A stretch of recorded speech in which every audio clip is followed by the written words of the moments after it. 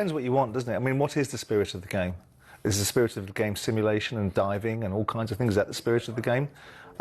Is it constant griping and whining about referees' decisions? Is that the spirit of the game? I mean, I know that people say now because they're entrenched in a position, and I think that people should always be prepared to change their mind when the information changes. When people have made their mind up, they've decided that VAR is not what they wanted, despite years and years and years of endless complaints about mistakes that are made. And now what people are recreating is an alternate universe where they were happy with those mistakes because they enjoyed talking about it in the pub and they enjoyed discussing.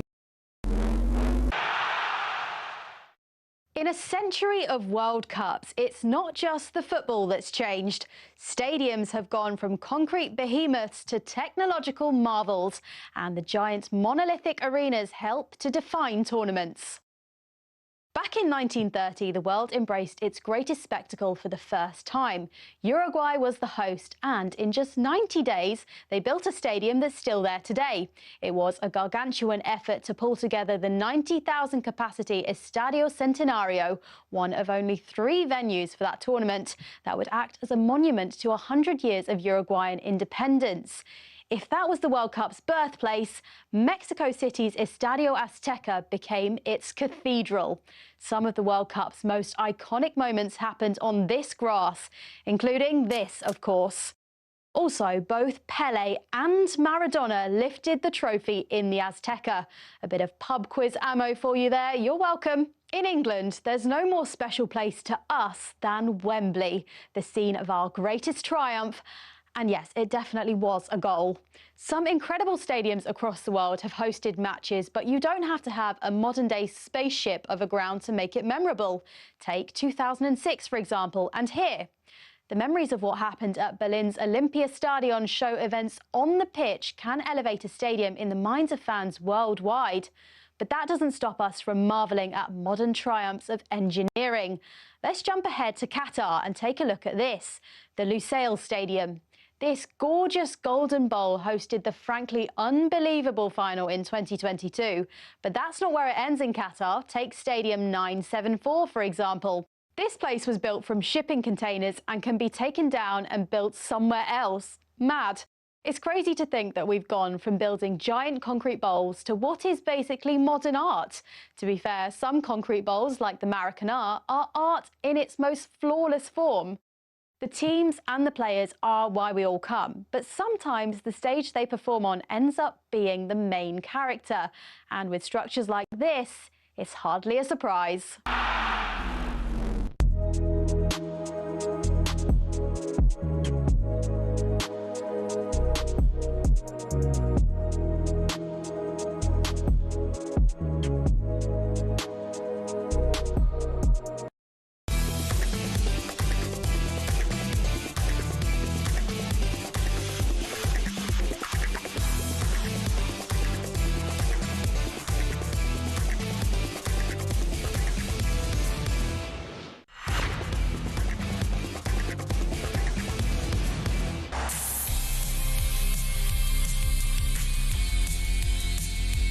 Hello and welcome to the World Cup weekend.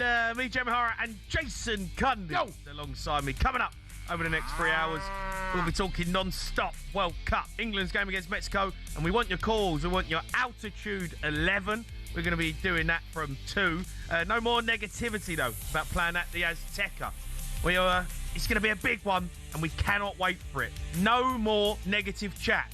We want your calls on building up to this game, and we want your positive chat. 03 717 22 3344. It's a World Cup weekender on talkSPORT. All right, son. Yeah. Hello, matey. How are you? I'm all right. Feeling good? I'm feeling very good. Can I just say we're not playing on the moon? We're not playing on the moon. High, mate. No. Quite high. Okay. Does feel high. Listen, we got the narrative. Honestly, it's gone on. I get it, right? I understand there's altitude. Yeah.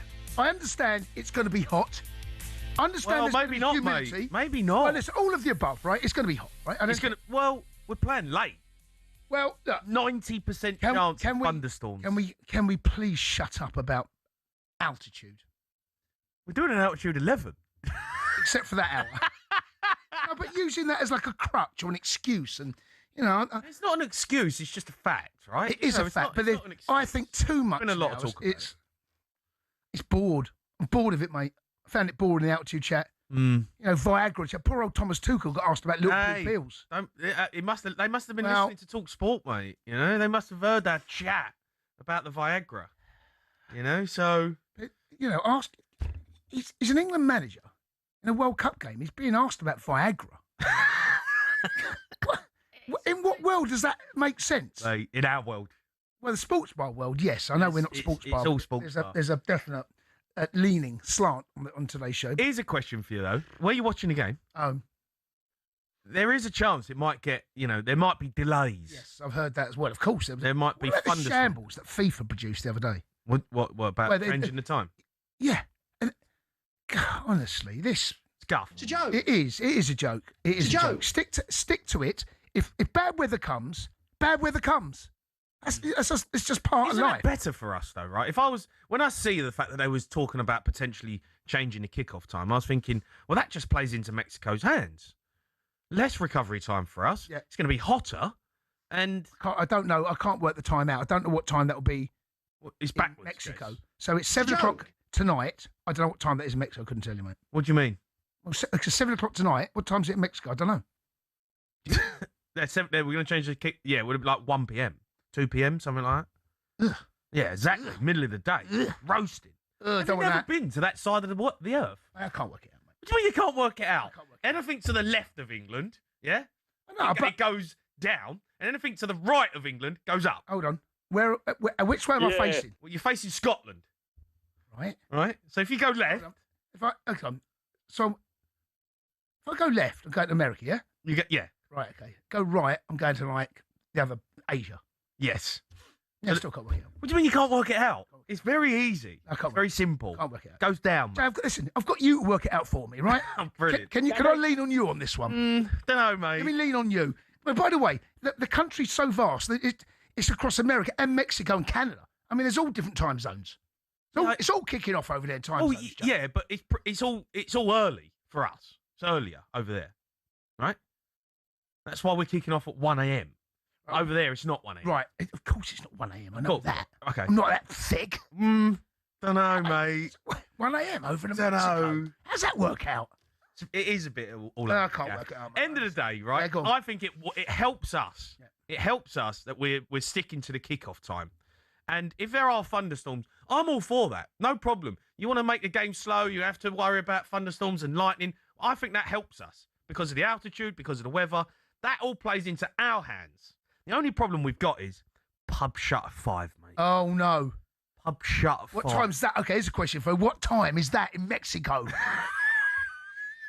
That's the Work problem. that one out. It Go could work be- backwards then. It What could ti- be a late What night. time is that in Mexico City? Do you know when's 5 a.m. here. when's the knock-off time for lads? You know, you got work Oh. Monday morning, right? A lot of the commuters in London, you're up at 7, right? You got to be in for 9, pretty much. A lot of the places in London. Yeah. When's knock-off time? When do you go? I'm gonna have to. I Call don't know this if you off. can. I'm gonna have to call this one off. And I don't think you can. If you're like a real football fan, an England fan, I think you just got to roll with the punches. I think you just have to suck this one. So I said we played Palmeiras in the Club World Cup last year, Chelsea, and the same thing happened, and we were delayed for I think in total 2 hours. Okay, What time was meant to be kick-off? it's like silly o'clock like this, like 1, 2 in the morning, something like that, right? Yeah. I mean, I didn't get home What till time like was it in Mexico? I don't even know where the game was played, mate. I can't remember. It was in New York. No, Palmeiras. Was it? Yeah, not Club the World final, Cup. Not the final. When the Club World Cup in. Well, just in New York, was it? I don't know. I don't know. I don't support No, Chelsea. no, okay. I didn't play in it. Club World Champions, though, by the way. Don't forget Oh, that one. bore off. Just rolled that one in. So anyway, we had to sit there for 2 hours in the office and wait for the whole thing to change. We did have a couple of cans. I'm not going to lie, just to pull us through. Couple. You know it works. Yeah. 2 hours is a long time, mate. It's a long time. And Not then drinking time. here's what happened. Get on this one. This was an absolute killer.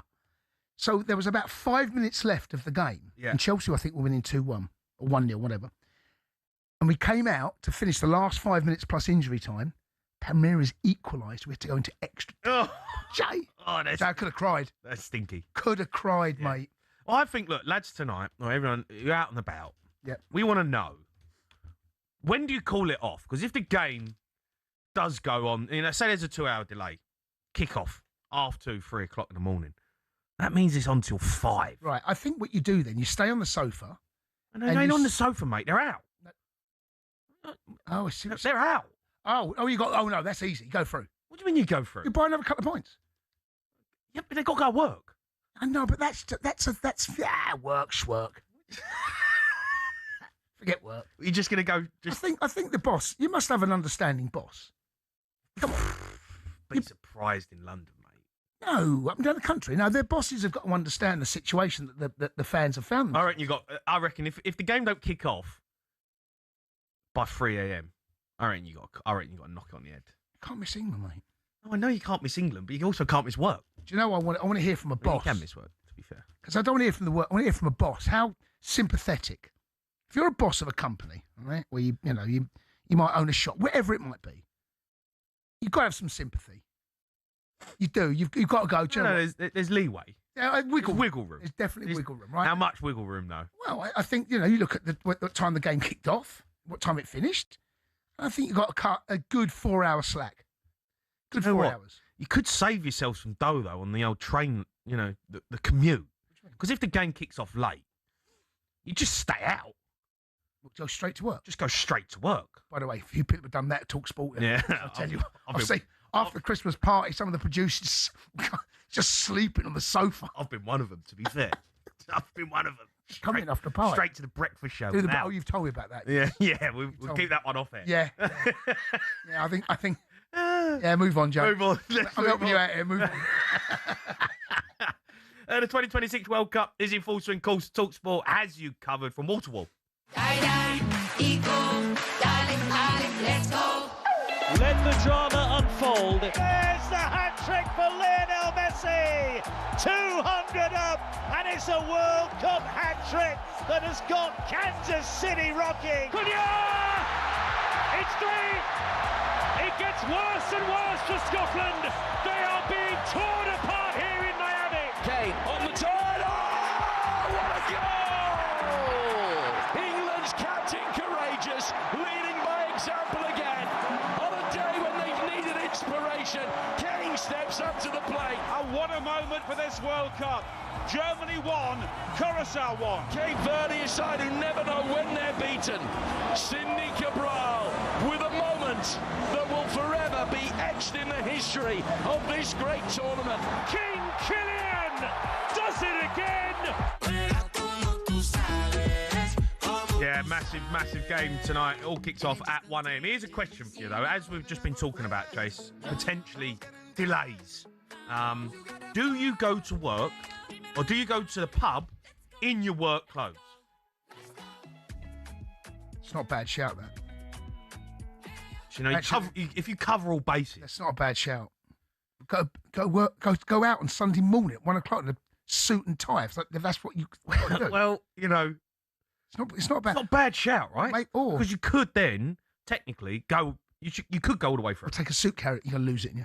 You ain't taking a suitcase. You got to take the suit carrier out. You're not taking a suitcase. Take a little suitcase. You're not taking a suitcase out to watch you're England, not. just in case. I mean, that's just that's got alarm bells written all over it. Toothbrush in there, gel, got a deodorant. No, you can't do that. Smellies. You can't do that. No. Just be prepared, lads. Right? If you're going out, be prepared for delays.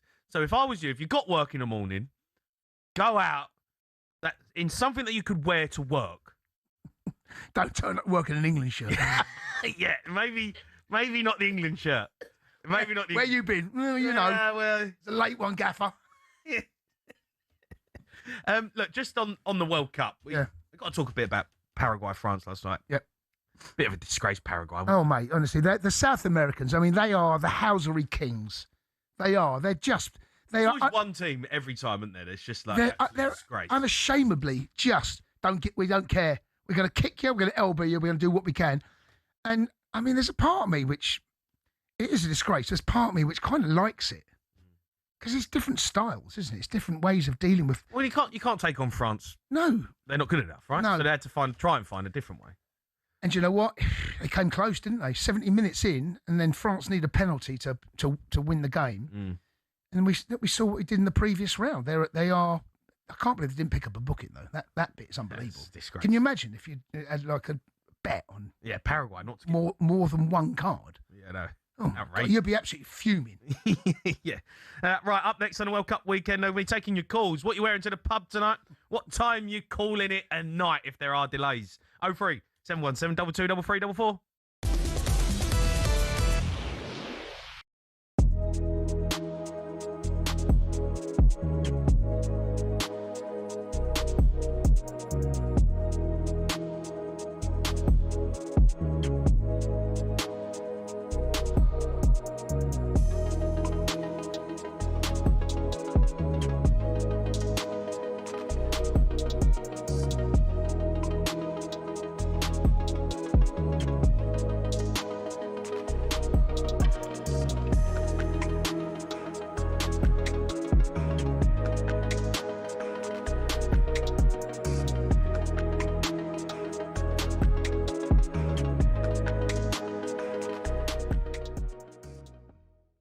Likeability still favours Messi, not Ronaldo. Yeah, I don't know why. Maybe that's due to appearance. Maybe that's image. Yeah. Maybe that's like you feel that Messi. I mean, they both love the game, don't they? Immensely. I think Messi.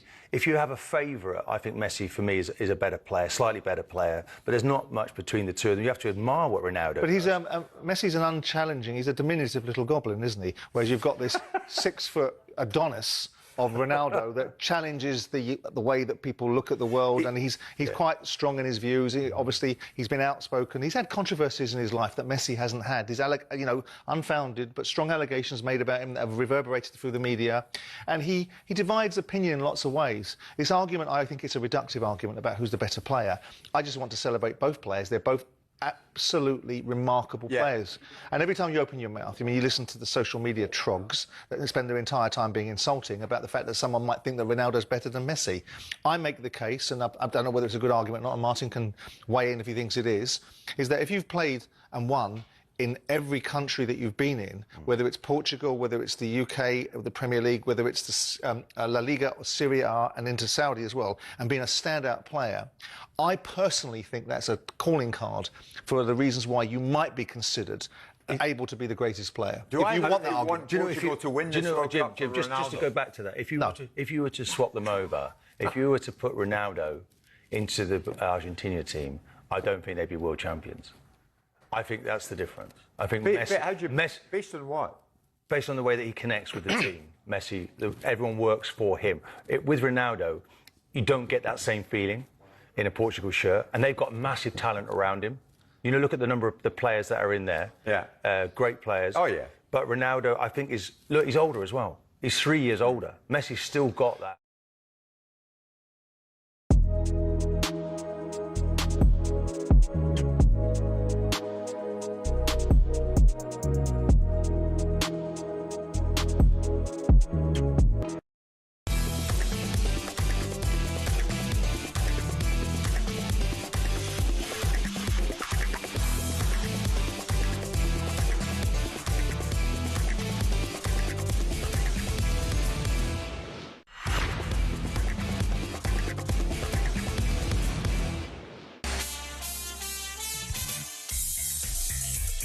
You are listening to the World Cup weekend. Me, Jamie O'Hara, Jason Cundy. Get your calls in 03 717 22 33 Before we talk England, let's head over to Wimbledon. Lisa O'Sullivan is watching for us. And we're getting underway on the middle Sunday. Novak Djokovic will be first up here on centre court, looking to move ahead of Roger Federer in the record of all-time wins by a male player. He plays the seed-slaying qualifier Roman Safulin. Then it's Arina Sabalenka versus Naomi Osaka, with world number one Yannick Sinner taking on Japan's Shintaro Mochizuki, who's good at delivering a great quote. He says, "It's going to be interesting, or he just destroys me." That's just centre court, but it's worth looking at the Royal Box, positively blooming with red roses today. England Rugby World Cup winners, including skipper Zoe Stratford, Meg Jones and Marley Packer. There's Dan Bigger, the legendary Alan Wynne-Jones representing men's rugby. Graham Souness is in there. Lauren James and cricketers Jimmy Anderson, Andrew Strauss, and enjoying her retirement in the comfy seat. Why hasn't she got a damehood? It's Sue Barker. Thanks, Lisa. Right, let's get some calls. Let's go to Graham. He's a Man United fan. All right, Graham? G-Dog. How we doing, boys? I'm all right, matey. How you feeling?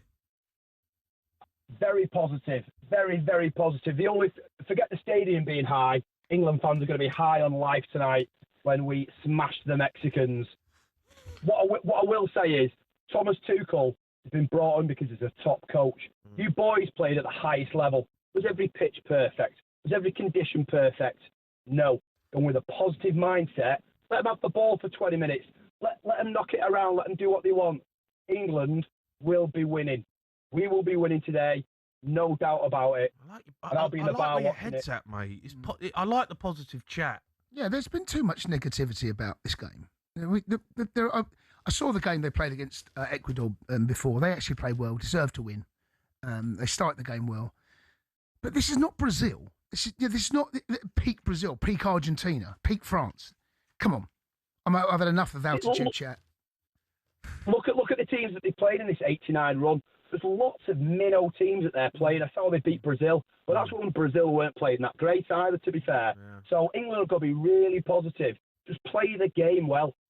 Play the game well. And by the way, on your problem about what if it goes past 5 o'clock, so I'm going to be watching it in one of my bars tonight because I have a few bars. Okay. I'm going to be watching it in my bar in Warrington tonight. And if you boys ever heard of a little thing called a lock-in, shut us down. Yeah. We continue. Yeah. No problem about definitely been there. Yeah, don't name the bar though. Yeah. Keep that quiet. You don't incriminate yourself, bud. Yeah. So yeah. It's legal as long as you're not paying. Yeah, it's true. Apparently, is that true? So if you have a lock-in, people can stay there as long as they don't buy any alcohol. Guys, I'll see you in Warrington later. That is absolutely correct. Yeah. Leave a message with the producer. Yeah. We'll find our way up there. Graham, enjoy yourself. Let's go to Paul. He's a Rangers fan. All right, Paul. P-Dog. All right, guys. Listen, it was just about Jamie. Jamie, you made that comment the other day, and I don't know if it's for clickbait, mate, but you're saying there England's got a disadvantage. I'll ask you a question. 2020 European Championships. How many games did England play not in Wembley? What do you mean? How many games did they not play in Wembley Stadium when they were in the European Championships, from the group stage all the way through to the final when they played Italy? Probably none. They played one game away from Wembley, quarter-finals. Right. Is that no a complete and unfair disadvantage? Yeah, but it's normal weather. I wasn't talking about the fact it's a home stadium.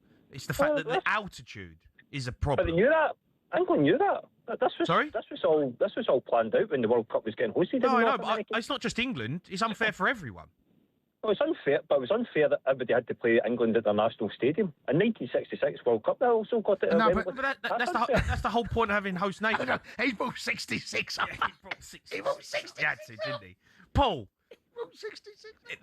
The point of it not the point of it being unfair is the fact that it's an unfair advantage. Like if you're a host nation, that's fine, right? But it's the fact that the altitude makes it unfair. That was where my gripe was with it. Is the fact that they've got a massive advantage because of the fact that they're there for a month. They're training there. They've got the opportunity to be there and acclimatise, to be at altitude. And no other team in the World Cup has had that opportunity. What about Mexico then, if they play in another country that are used to the altitude that they play in, they've got to go and play in another place where the altitude's different? So what do you mean? Yeah, but if you go and play at lower altitude, they're going to be fitter. That's the whole point of training. Paul, you sound worried, mate. Yeah, you sound a bit worried, Paul. Yeah. Nah, you do. I've got to be honest. I'm sensing a little bit of concern. No, look. By the way, listen. If England win it, fair dues. Yeah. I'll be the first to congratulate you. I bet you're not. Will. You'll also be the first to congratulate Mexico if they beat us tonight. No, the disadvantage thing definitely gets me because I just don't get it. Because at the end of the day, it's a level playing field. You have to play where you have to play. Do you know what I mean? Like, it's not a level playing field. It is a level playing field. No, but it's not. Well, what happens when you go to certain grounds in the Premier League, for instance? They're all the same. There's no altitude in the Premier League. I know, but when you're going to different grounds, there's different. You can look at sports in different ways. You can say, oh, you know what, you're playing in that stadium. Paul. Like the FA Cup. What about the FA Cup when? What do you mean? Oh, the whole point is altitude, Paul. That is my only gripe. It was the altitude. I think it's an unfair advantage. It was scientifically proven. You'll perform better if you're acclimatised to the altitude. Can't argue with facts, Peter. That's fact. It doesn't matter if you're playing Stoke or Lincoln. That's different. That's just that's an away game or a home game. That's It's altitude. That was where my problem was. It's Well, unfair. It's an unfair advantage for Are Mexico. you making up a wee excuse now, ready for what could happen? No You make a wee excuses excuse for up, tonight. ready? No excuses. It is what it is. The boys are going to take Viagra. They're going to be fine. Oh, well, listen, it's in England's hands. If they want to win it, you have to. Well, if England want to win this tournament, they have to come through challenges like this. Are you They watching have to it, do Paul? You know what I mean? You staying up with your... Am I? No, I'm going to still watch it. Listen, I think England, I don't think he's played great, right? But you don't, I always find teams that win World Cups and big tournaments, no, like Italy in the past, weren't always a great nation, but they always knew how to win knockout games. And Hold on, Paul. England could do the same. I'm just looking at the knockout stages here. I've got the list in front of me here. Wait, I can't see Scotland. Where are they? All right. Can I give you one with Scotland then? Yeah. 'Cause I knew we were going to come back with that. What happened? If you want to look at it that way, What happened to Scotland? Scotland have totally underperformed when you put them in a population of maybe like Norway, right? But what about England? Paul sounds so worried, you know. A population of 60 million, roughly 60 million. Yeah. And you've only won one major tournament. You couldn't even win the one in the European Championship by playing every game at Wembley. And you still couldn't win. Paul's bitter and worried. He is, mate. Are you a little bit worried, Paul?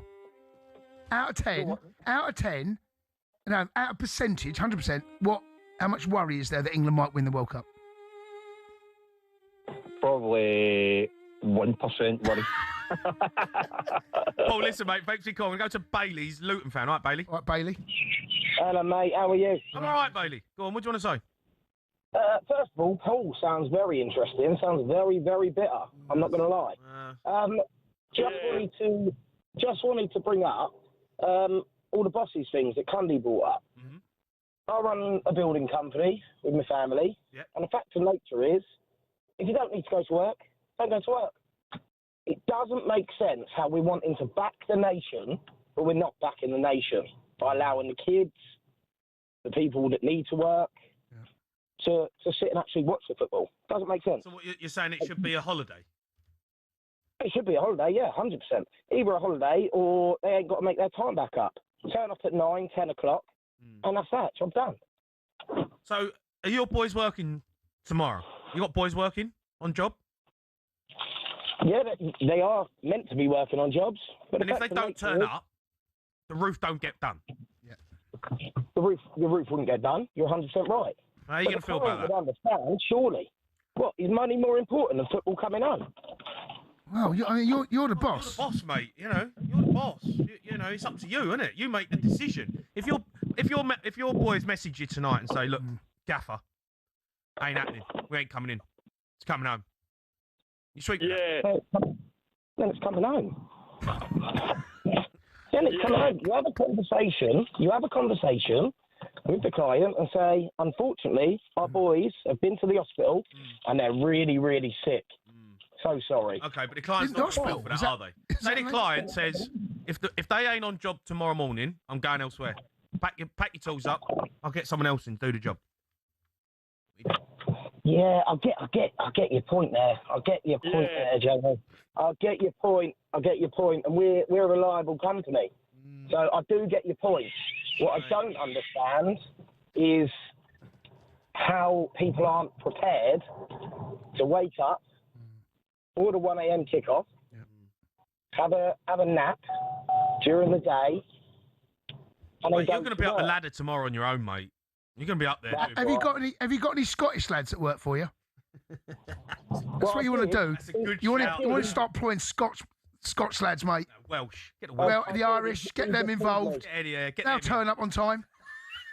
Yeah, they're not going to be waking up at 1 a.m. No. are They might turn up. waking up at 1 a.m. They might be up a ladder in a Mexico shirt, though. Bailey, listen, mate, thanks for your call. We're going to continue them after the break. We also want to hear from hairdressers. Any hairdressers or barbers watching the game tonight plan on cutting people's hair tomorrow? That ain't happening. 03 717 22 3344.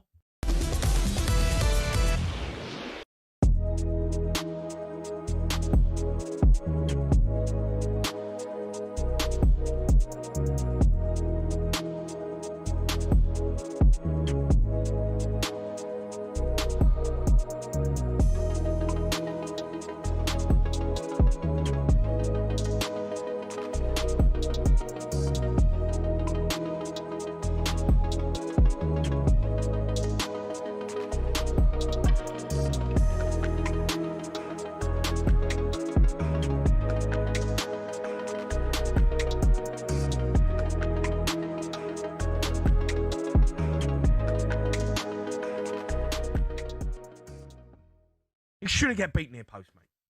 He should not get beat near post. I'm not having it. That football saying has been knocking around since I was a kid. Right?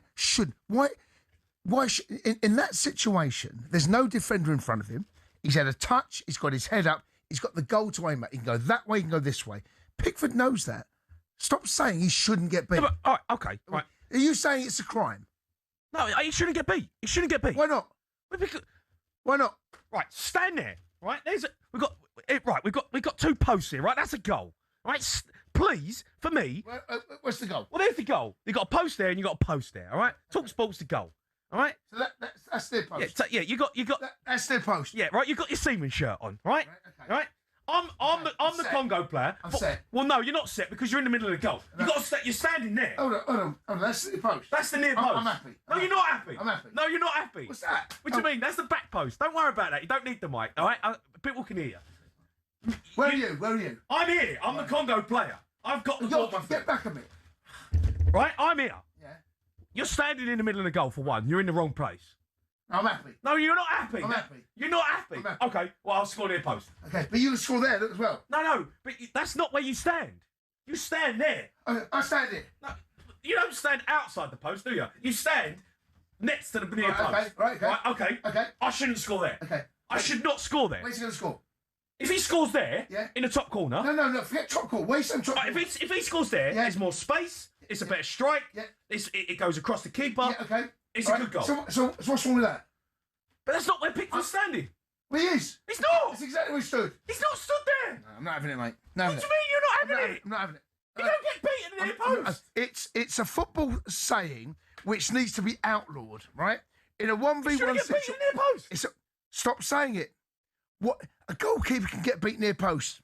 He can't. He can. He can't. In that situation, he can.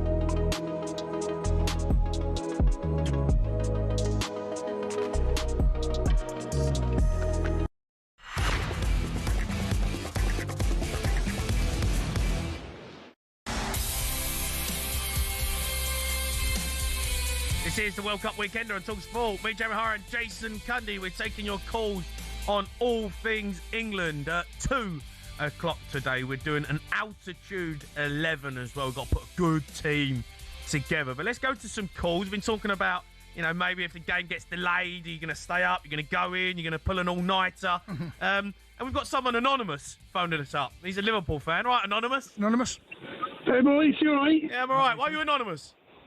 And because what I'm about to tell you, if work finds out, I'm going to be in trouble. All right, go on. What are you doing? Okay, so the intention is, I've been saying that my car's been playing up all week, and tomorrow morning officially the car's going to be broken down. I can't get to work. Do you know, mate, I like where your head's at. You've prepped. He's pre-planned. Yeah, he's pre-planned. Yeah, you know what? That's good. That I like where your head's at. Yeah. So you've already laid the foundations. Yeah. You told you get look, so, boss. The car's playing up, mate. mate. Phone up in the morning. So when I phone up at 4 o'clock, because I start at 5, I say my car's broke. It won't start. Yeah. Is it a company car, or is it your car? Yeah, company car. So you've told the gaffer early doors, like early on in the week, the car's playing up. What did you say was wrong with the car? Oh no, I said he was starting, but there was no acceleration. There's no acceleration, and it's playing up intermittently. If it's a company car, yeah, right, aren't they going to send someone round to fix it? No, the lease is on me. I've got the lease. Right. It's down to me to get that sorted. Okay. And what if they want evidence? You're a lot of info here, mate. Do you know what? Why don't you just just let your own tyre down? No. let your tyre down. You need pump it up. Yeah, but let your tyre down. Let your tyre down, and just say, "Woke up this gaffer." Take a photograph. He can't argue with that. Yeah. All of a sudden, he's saying, "Look, there's no acceleration." And you could say, "Pump it up." No, but they know that already. They already know that. It's flat. So He wait for the A8 to come out, mate. Oh, what if he says? What if he says, "Get a taxi"? I can't afford it. They're going to pay for it. No. I'll pay for it. Don't worry. I'll pay for it. No, I can't afford it. No. The company's going to pay for it. The company's going to pay for it? Yeah. Then I'm buggered because I won't have any. Then I'm buggered. You have to go in, mate. Don't know if you thought. Here's us at the top of this phone call saying you thought this one through. Not sure you have. How far's work? How far away is work? 12 miles. 12 miles. Oh, you got no chance. You got no chance. Mate, Gaffer's getting you in. Gaffer's getting you in, mate. Got no chance. Sorted. Cabby's picking you up. And plus, we don't need to play an A game today. We need an A game for next week, for next round. Okay, we're through, are we? What, England? Don't need their A game tonight? Yeah, no, we don't need it tonight. We'll need it for the next round. No, we need it tonight. No, we need it for tonight. No, we'll be fine. You can't start leaving your A game behind. I know, but we'll be fine. Okay. All right. Well, as fine as you are when you've got to go work in the morning, get a taxi. You're getting rumbled. See you later, boys. See you later. Let's go now. He's been panicking. He's panicking. Let's go to Nick. He's a Burnley fan. Nick? All right, Nicky boy. Hi, mate. All right. How are you, Nick? You good? Yeah, I'm good, pal. I'm good. I've been a bad season for Burnley again, but, you know, I've got... Forget Burnley, mate. Don't worry about Burnley, mate. It's all about England. I know. Yeah. Basically, I just want a similar to Man United call that lad. I just want to sick to death over negative regarding England and how they're playing and what they're doing. Football's about getting results at the end of the day. I mean, if the games England have played, a lot of sitting back and then just sick to death with a negative. He's got a top coach in Tuchel, and then I think next. We've lost Nick. Oh, Nick's gone. If you get through comfortably, and then surely the game's onwards, back down to normal attitude, surely that's a positive as well. So, I think we've got to be positive. Look, everyone's talked about the altitude, but if we get through the first 20 minutes, you know, I heard Jordan Henderson talking. He said, "Yeah, it's there. You notice it, but then you forget about it." Mm. And I think you know these players are elite athletes. Mm-hmm. So. You know, they know how to adapt to conditions. They know how to, you know, get their bodies through certain periods of a game. Yeah, I think they just got to ride the first 20 minutes of the game. And I don't want to be sat in the same seat Monday evening, mate, tomorrow evening at 10 o'clock, doing the sports bar with you, coming out with altitude. I don't want that. I want that word banned. I want it banned. Banned? We'll do an altitude 11, mate. After the show. After the show, I don't want to hear. I don't want to hear altitude. I don't. No, because it feels. I mean, we done the show the other day. What did you drive on Friday? I was really disappointed in Tuchel's comments actually about how he said with 4 days we can't be prepared. We're not. You know, we can't. We might even play it a little bit later. But I was really disappointed. The fact that he felt the need to come out and say that. I would just take it on the chin and say, look, it is what it is. Got to deal with it. These are the conditions. This is where the stadium is built. We're England. Crack on. No excuses. All right, let's go to Bav. He's an England fan, I'm guessing. All right, Bav? All right, Bav. Hey, how you doing, guys? All right, Bav. You okay? I'm good. Just a couple of things then. So, this altitude stuff and all that, listen, boys are going to go there, they're just going to go smash it out. It's all excuses. I'm not even going to go with it. They're going to go there and they're just going to win. There's going to be no excuses. It's just going to get it done. The job's just going to get done. The other thing I was going to say is about working. So I've got my own cleaning business. Okay. And boys came up, like we knew the game's on at 1 o'clock. So plus we're cleaning student flats and everything. I said, all right, get in Sunday. We'll get what we need to get cleaned and have Monday off. That's what we've done.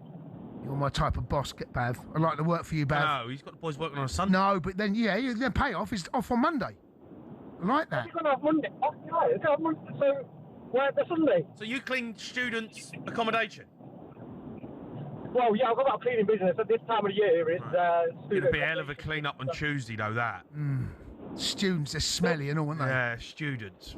Students' gaff after an England game. That's going to be a hell of a There'll be all sorts stuck to the walls. No, they've left now. They've gone. They've finished. It's just we're doing a turnover. So with the new students coming in August, September. So it's fine. Yeah. You've pre-planned. I like where your head's at. The bosses that have pre-planned, I'm all for. I'm all for that. Yeah. I want to hear about the bosses who ain't pre-planned and then they're struggling for tomorrow. Or the ones that are saying no, you're in. You clock in on normal time. No, you ain't clocking in at normal time, mate. If the game's delayed, you're not. If the game's delayed, goes to extra time pens. No, you're not clocking in, mate. You're not. No, yeah. You're not. There's just no way people are turning up into Canary Wharf in the morning at 8 o'clock. It ain't happening. Them city brokers, mate. No chance they're in tomorrow. No. I want to hear from more bosses about, is there wiggle room? Or are you one of those bosses? No. What about kids? Days off. So my boy... Leo watching the game? So my boy has managed to negotiate... He's negotiated a deal? He's negotiated a deal. Okay, what's the deal? The deal is he goes to bed, I don't know, 7 after... He's only 11, right? Yeah. That's early 7 for him. Yeah. Normally about, 8, something like half 8. And we're going to wake him up at like 10 to 1. That's the agreement. Okay. I don't know what the Monday morning looks like at this stage. Yeah, but what if there's a delay? So you've got to keep him asleep. He stays asleep. I think you've got to wake him up as the game's about to kick off. As it kicks off. National anthems. Yes. Yeah, that's probably where it's going to be at. Having said all of that, I don't know what Monday morning looks like for his school. And the school sent an email out. Did they? They did. They sent an email. They said, don't let your child watch the game. We'll show it. We'll record it and show it Monday morning. Oh, do me a favour. What? You can't have that. Mate, I'll watch it live. I rate them for trying. Yeah, I like where their heads are. Yeah. Nah, come on, school. No, anyone that's of a football persuasion just ain't having Yeah, it. I messaged my son George and I said, "You watching a game?" He was like, "Yep, watching a game." I went, "School? Nah, who cares? Game's on. England are playing." World Cup. The rules change. School rules change when the World Cup's on, mate. That's when it's over in Mexico. You can't have the same rules as if it's in England and Europe. It's like altitude. It's a disadvantage. The pupils at a disadvantage, Jay. It's going to be some tired. Yeah, it's not fair. There'll be some tired kids at school tomorrow. Right, up next, keep your calls coming in. We're going to be looking at how past few days have impacted England's chances of winning versus Mexico. talkSPORT bets. Ryan, he's coming on.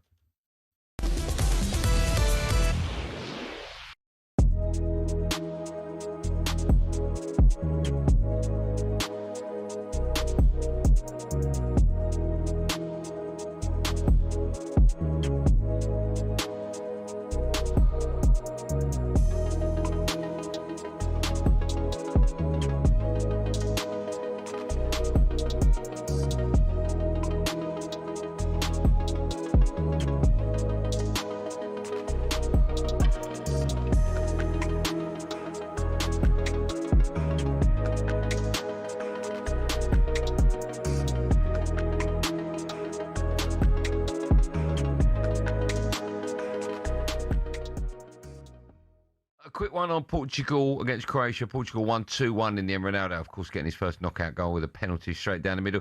What did you make of the controversial VAR decision? I think hair's very overrated, don't you, Gab? Very overrated. I don't think you need it, mate. No, exactly, yeah. Oh, yeah, but both of you. Who would have talked? Don't mess with the borders. So I've got the Mitchell brothers in here. Well, don't you think in the the marginal gains that in future managers say to all the defenders, whatever. By the way, get your head shaved. That's a very good point. It's nonsensical. Honestly, it is so ridiculous that we're talking about a hair follicle and you're talking about snicko, right? VAR wasn't brought in for that. And when I don't know, you've probably seen it. When you're looking at it, right? Hard to tell. The ball doesn't change flight. The spin of the ball doesn't change whatsoever. Okay, I'm going to play devil's advocate. I agree with everything you've said. I agree with you. But here's my question: was it offside? What, according to Snicko? Well, according to the laws of football, was it offside? Not really. No, because we're not 100% sure that it's actually touched. You know what we're going to do now is right. I know, but it was offside, right? I agree with you, Perry. You won't get an argument from me. Why is it offside? But because it's touched him. How do you know it's touched it? Because the microchip in the ball has told us that. Right. So that's how mad that this is that we're talking about. Everybody thinks you're talking about cricket, number one. Yeah. Right, with the Snicko, right? Yeah. That's not. Football was about emotions and losing your mind and celebrations and exalted moments with your friends, your family, aunties, uncle, and on the pitch as well. VAR was brought in for Thierry Henry's handball for France against Republic of Ireland. That is it. So now they've made themselves so important that we're going to, the minutiae, we're going to go into CSI, sort of, Yeah, I don't like it. PGMO. I know, but if we score the winning goal in the World Cup final and it's offside, and then Snickermeter says, actually, hair follicle, you're onside. Oh, it's the best thing that's ever been brought forward. No, I'm honest. No, I would say because you have to be. I agree with you. You say that's not football. You're taking football out of football. And to be fair, we've got no dog in the fight of that game, have we? I don't really care who wins, who goes through, whatever. No. But football fans are.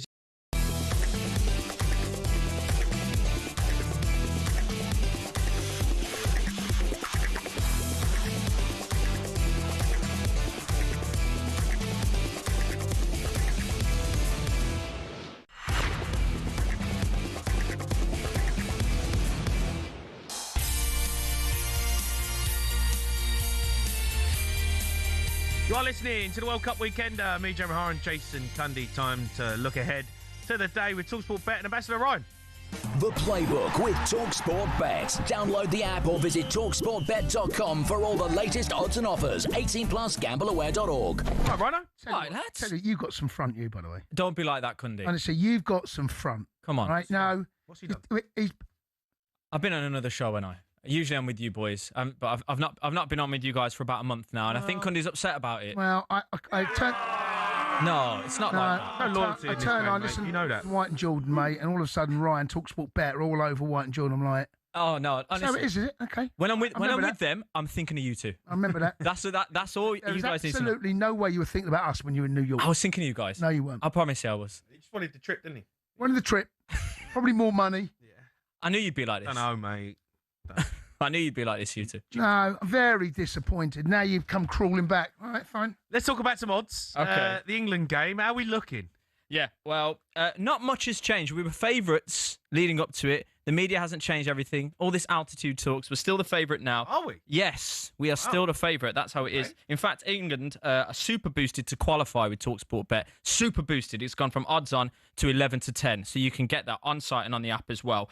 You can actually get a welcome offer. We put England to beat Mexico if you're a new customer at 30 to 1. Yeah, 30 to 1 for that. Maximum stake £1, minimum deposit £5, and you have to opt into that. But and you've got until 1 a.m. tomorrow morning to claim that. But 30 to 1, England to beat Mexico. But I thought I'd have a little chat with you boys. England is still the favourites. I've been hearing all this altitude talk. Altitude.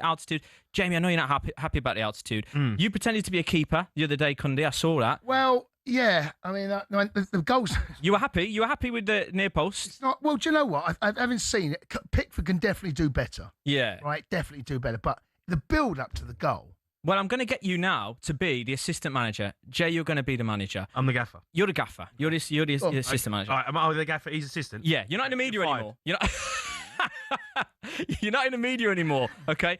Do you talk to the boys this much about the altitude? If you're in the dressing room with them, do you just not bring it up? Or do you make it a just a heard thing? again, Thomas Tuchel. He's been pretty open about talking about the altitude. Yeah. About how it's affected the training session, the fact that it was there. He said he had a bit of a headache in a hotel room. So I think he's been pretty open and honest about it. I don't think you can get away from it, right? No. It is what it is, and he said that. So I think you address it and move deal on with it and move on. All right, Okay. say, lads, we're elite athletes, we're elite footballers. Adapt. Maybe first 20 minutes, we ease our way into the game. Maybe we let them have the ball a little bit more than we anticipate normally they would. We stay sharp, and then it is what it is, right? You have to just get on with it. I've played at altitude, and it is disgusting. It really is. But you have to just get on with it, right? Yeah. There's no getting away from it. The subs, I think, are going to be massively important tonight. But you still start your strongest team, though, as the gaffer and the assistant gaffer. I think you've got to. I did hear someone come on talkSPORT the other day on breakfast saying that he would rest Bellingham, Kane, saw that, and one other. And that's all well and good. But if you're 1-0 down, like we were against Congo, after 10 minutes, you're going, oh dear. So I think you always start with your best team. I genuinely feel that. Unless there's a niggle, right? Unless there's a niggle, in which case Rice might fall into that category. I've just seen that Reece James may well be on the bench. I think the problem is maybe available on the bench. If you don't start your best team, the problem's still there. If Kane come on in the 60th minute, well, he's going to be blowing for 20 minutes. Yeah. You've got to get through the altitude situation, right? And you've got to find your second wind. That's what people are failing to understand. You've got to get your second wind, and that's where it hurts you because it hits you quicker. But then you can ride through it. So it's the first 20 minutes of the game which is the most important for England. Well, you've said Kane there. I'm going to piggyback on that. He's 10-1 to be the player of the tournament. He's behind the likes of Messi's and Mbappe's, which is fair enough. But there's Ballon d'Or shouts in there. He's 16-1 to be top goal scorer at the moment. Still a couple goals away, but that could happen with Harry Kane. Of course it could. I don't know if you saw, Carragher wrote an article and he said basically Harry Kane would be England's best ever player, if not for his teammates. Yeah, do you think that he is already England's best player, or do you think there's any truth to the fact that the team might be holding him back? Where are you with the Kane chat? Look, Bobby Moore won the World Cup, right? So, we've got to take that into the argument. I didn't really see Bobby Moore play, but people will always say he's the greatest ever player. I think Harry Kane, in terms of what he's produced for England and where he is, for me, in terms of what I've seen, he's England's best ever player. Well, he's going to get to 100 goals. I think he's 12 or 14 off it now. It'll happen. He could quite easily get another 4-5 goals in this tournament, quite easily, couldn't he? Comfortably. Yeah, let's hope so. Tonight. Let's hope so. But I understand that what Carragher's saying. Yeah, of course. Because he's a wonderful. Well, we talk about Rooney. He was like, we love Rooney. We all sit there and was like, oh my God, Rooney. He is blitzed. Yeah. Rooney's goal. There's no comparison, is there? It's just not even up for debate. Yeah. Right? He is just miles ahead of everyone. Yeah. So you have to what he's done for England and where he's at in terms of his ability is the way he leads the team. It's not just him as well. The way he is as a football player. Yeah. The leader, the example, the way he is every single day. You can't get away from the fact he is a legend. Well, last one for you then, boys. And this is inspired by you manifesting your inner Jordan Pickford the other day, Cundy. I liked it. I liked what I saw. I'm sure the England camp were looking at you. You were this was the goal, right? Oh, sorry, yes. You were in between the sticks. Yeah. Yeah, and you were covering the near post. But it's inspired by the Australia game as well. Yeah. Well, here we go. What about England to substitute, or any team to substitute their keeper in the second half of extra time? So specifically for penalties. talkSPORT bet offer that market. If any team does that for the rest of the tournament, we saw that. The keeper gets it's Australia, right? Ryan. Yeah. Matt Ryan. Right? Yeah. So that's touch the ball. He didn't touch it. It's 6-1 right now. That is. By the way, Matt Ryan, when they looked at the penalty, he looked tiny in the goal. My God, I thought that. And so they brought him on for pens, and he was crap. He didn't touch it. He came on with that 2 minutes left. Didn't touch the ball. Kept going early as well, by the way. Kept going early. Is it Beach, the goalkeeper? I'm not sure. Yes. Right? He's done all right there, goalkeeper. I know. And if he's in the zone, he's concentrating, he's up to speed with the game, I think that's... If it goes wrong, you look stupid. Well, if that's Pickford coming off for Henderson, I think, and then we lost the penalty shootout, we'd be in uproar, wouldn't we? Yeah, but Pickford's good at Pickford decent at pens. Yeah. What do you mean, is he good at pens? He's decent at pens, isn't he? I'm not making up. Yeah, that's what I mean. Yeah. You ain't taking him off. No, you wouldn't. But maybe another team. I don't know where you... What, is there odds on that? 6-1 for that to happen again. 6-1? 6-1 for that to happen again. Keep those odds, mate. Well, any team. Oh, he's interested now. Okay. Yeah. Any team. 6-1. Not bad, eh? Yeah. Okay, now I'm with you. Do they have to win the penalty shootout? No, if the keeper comes off in the second half of extra time for another keeper... What about if he's injured? I think we'll still do it. Yeah, we'll still do it. If a keeper comes off in extra time, yeah, not bad. An injury, couldn't you? Bit of concussion. There you go. You can bet on that with talkSPORT. So in extra time, hold on. Let me nail this down. What about it's the first minute in extra time? Has to be second half of extra time. Second half, right. Second half of extra time. All right, okay, that's fair. Okay, that's fair. So it's essentially, especially for penalties, like Matt Ryan the other day, that disaster class. Yeah. 6-1. We'll give it you. We'll give it I like you. the sound of that now. Yeah. Do you know what? Now I've understood the bet. Yeah. Quite like the sound That's of it. why I'm here. Yeah. Rhino, you're a star, mate. Thank Cheers, you. Rhino. Cheers, lads. Are you, oh, by the way, sorry. Go on.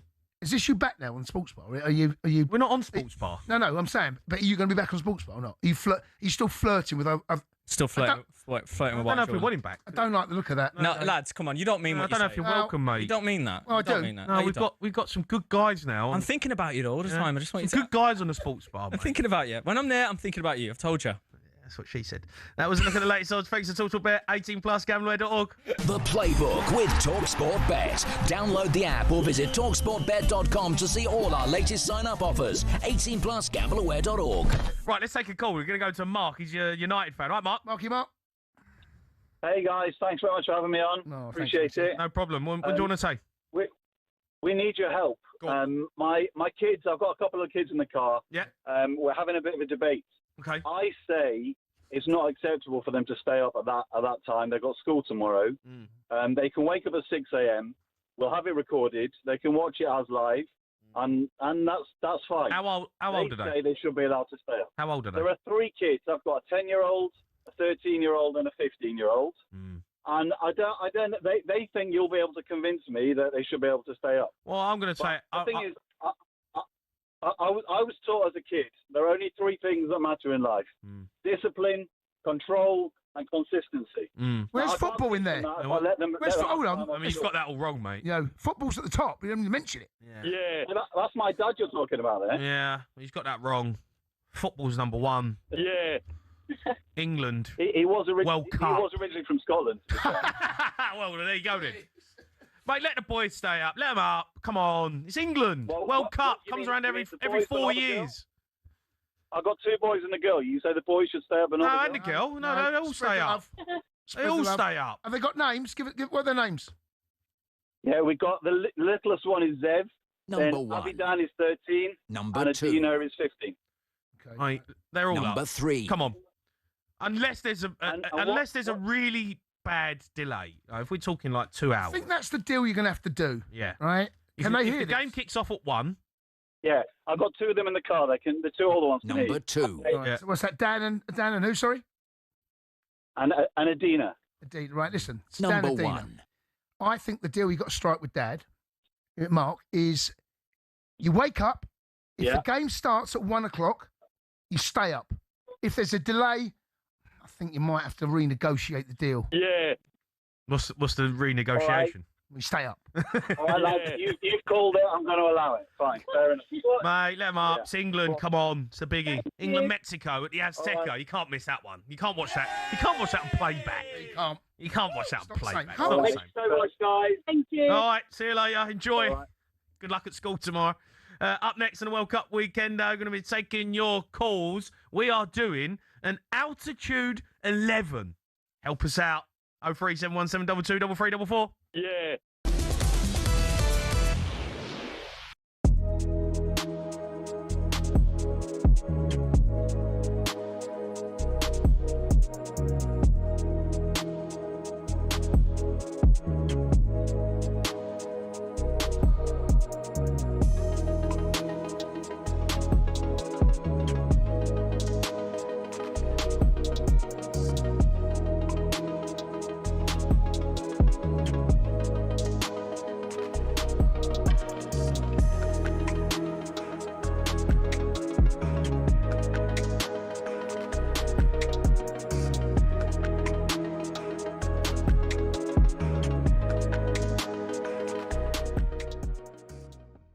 Wayne Rooney has just said that Thomas Tuchel should have brought Kyle Walker to this World Cup. That experience and the ability to play at right back rather than have to take Declan Rice out of midfield could have been useful. I think a Kyle Walker and his pomp would drastically improve this team. I really do. 100%. Stuart Pearce there and Adrian talking about Wayne Rooney's comments. Carl Walker's in the studio with us. Perfectly timed. What do you make of Wayne Rooney's comments there? No, I think for Wayne to say that, it's flattering. I think a legend like that, to say that about you, it obviously gives you a little bit of a pat on the back. But I still go back to the Trent scenario, that, you know, Trent is still out there and available, and I think maybe he should have got the nod. The comments itself, you've retired from international football.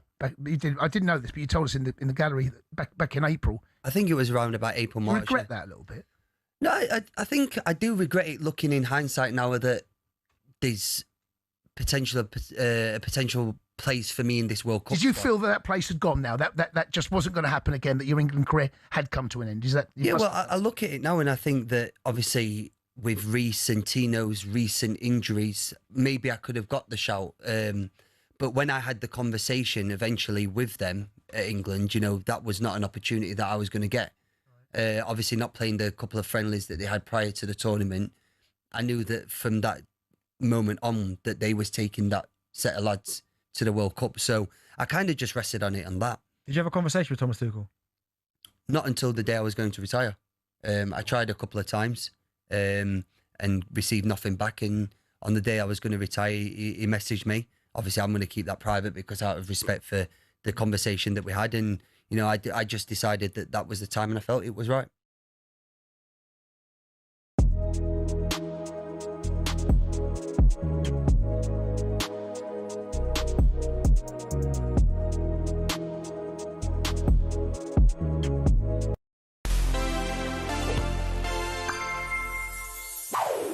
In the history of football, there may never have been a better player than Edson Arantes do Nascimento. This guy, the most decorated player in World Cup history. Imagine being 17 and playing at a World Cup.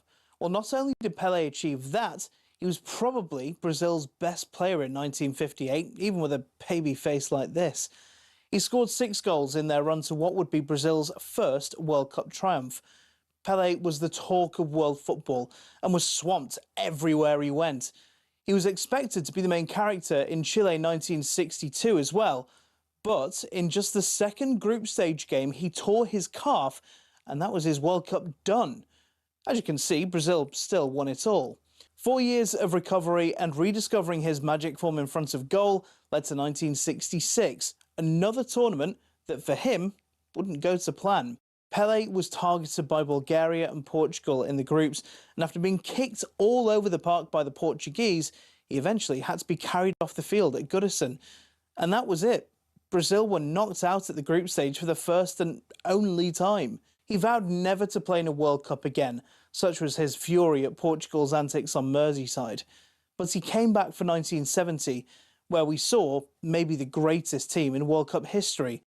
It's actually pretty unanimous. Some say that team brought about the term beautiful game, or Jogo Bonito in Brazil's native tongue. That team blitzed the competition in Mexico, and it all led to this. Across his career, he scored so many goals, he's even recognised by Guinness as the world record holder. I mean, just look at that. 1,283. Madness. Thanks, Ronnie, we know. At the World Cup, he bagged 12 in 14 games. I mean, talk about a strike rate. Around the world, we all debate our country's greatest player. In Brazil, they debate who's second, behind the only man to have won 3 World Cups, a man who they call O Rei, the king.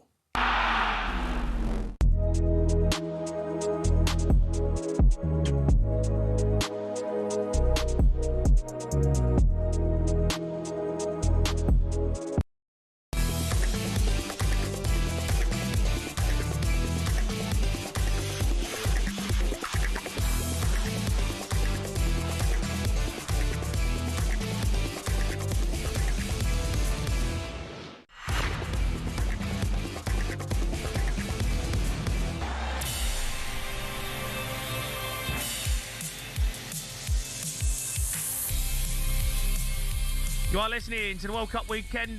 Me, Jamie Hara and Jason Cundy. Do you want the chance to win £26,000 tax-free cash to celebrate the 2026 FIFA World Cup? We're giving away the big bucks. Continue England's winning feeling. Enter now. Here's how. Head to talksportwin.com to enter and for T's and C's. Right, we are taking your calls on an altitude 11. We need to get it together. We need your calls. This only works if you get involved. 03 717 22 3344. Cundy, you said you've had enough of the altitude. Yeah, but I know. we've got to put together a decent team here. Yeah. All right. Well, look, I'm going straight in with Viagra. What do you mean? Straight in. You're going straight in with Viagra? Straight in with Viagra, mate. Right. Up and down, in and out. Okay. He's the sort of guy that you want. He's not really down, though, is he? Well, he gets up and down. In and out the box.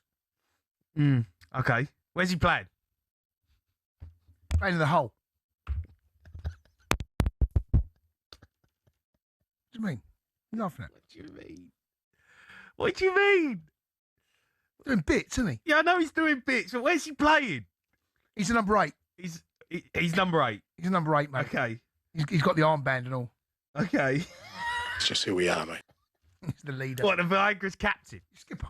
So you got Viagra's captain of this team? Mate, he raises the game. Yeah. Everyone looks up to him. Okay. Puts lots of balls in the box, Jay. Okay. Viagra's in there. Yeah. Okay. You need him in there, mate. No, I hear you. It's fair, isn't it? No. He's 100%. So, look, we need your help, guys.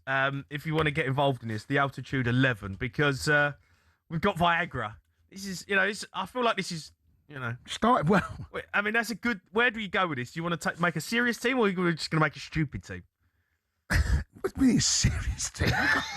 Viagra player. I think that tells you all you need to know about this team. Yeah. I'm not a clown. Okay. So anything to do with altitude. Yeah. So anything to do with being up high. Yeah. Yes. Yeah. Yes. Anything. It could be anything. Can I put one in? Do you reckon? I reckon I could put one in. Go for it, mate. I'm going to put the astronaut in there. Good shout, that. Good shout, that. I think the astronaut's got to be in there. Yeah, it's a good shout. I'd like him to be as the number 10. Okay. Because he's floating about. Always floating about. He's always floating about.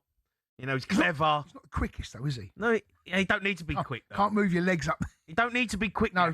Because he gets about anyway. Okay. All right. He can cover long distances. He does cover long distances. I'll give you that. Yeah. Yeah. He floats about. He's not afraid of putting in switched on. And he'll never let you down. All right. Okay. And he's creative. He sees things that other people haven't seen. Mate, his vision is unbelievable. His vision's top drawer. He can see everything. Right. So I'm putting the astronaut goes in number 10. All right. All right. That's good. We need calls. We need input from you guys. Yeah, let's go to Ali. He's a Liverpool fan. Ali? All right, Ali. How you doing, mate? You all right? I'm all right, matey. You're the first caller. What do you want? What are we thinking here? The Mile High Club. The Mile High Club? The Mile High. Yeah. Where do you want him? Where's it play? I think goalkeeper. What? I think as a goalkeeper. Go on, why? He's used to being up there. He gets no attitude issues. He's always there in the one position doing what he needs to do. The one position. We could put him somewhere else as well, but that's the first one that came to my head when I was... That's the first thing that comes to your head was Mile High Club. I think the Viagra probably got him in that zone. Yeah. Mate, it could dovetail well with the Viagra, to be fair. Yeah, no, I've been listening to you guys since yesterday with the Viagra stories. And Do you think it could be a midfield partnership? Bit of a midfield partnership? Mile High Club and Viagra. And the astronaut, number 10. It's a solid three in midfield, that. Don't mind that. I don't mind that, Jay. No, it's good. The Mile High Club's a tough one to get. No, it's just fine. But it is altitude, isn't it? We're at altitude. Yeah. Yeah. I like the fact you've gone for that, though. That's the first thing you thought of. I mean, yeah. It's Just stick him in midfield, Jay. Stick it in? Yeah. It's a bit tight in there, though, isn't it? It is, isn't it? Can I just remind you, right? There's not a lot of wiggle. Can I remind? I'm just going to give you just a soft reminder. Yeah. That it's not 11 o'clock at night. Even so, there's not a lot of room. It's 2 o'clock on a Sunday. There's not a lot of room. No. Is there? Mile High? No, but it's good in tight areas. Good in tight areas, Jay. It's good in tight areas. Operates in tight areas. Okay. The Mile High Club. Okay. Look, we're governed by your calls, guys. Yep. So, here they come. Let's go to Steve. He's a Leicester fan. Steve. All right, Steve-O. How you doing, lads? You all right? All right, matey. I'm good, mate. How are you? Sound, mate, sound. Are you watching the game tonight, tomorrow morning? And if so, what's work look like? I'm an HGV, so I can't be watching it because it starts early in the morning. No, listen to talkSPORT then. Get talkSPORT on. That's why I got you on. That's why I normally listen to it at night time. Got you covered. Stevie, what are you thinking? Oxygen mask. Good shout, mate. 100%. Where's he playing? Up and down the wing. Take a deep breath. Give you plenty of air. Never runs out of gas. You know what I mean? It's a good shout. Never runs out Air of gas. and gas, yeah, air and gas. Never runs out of gas.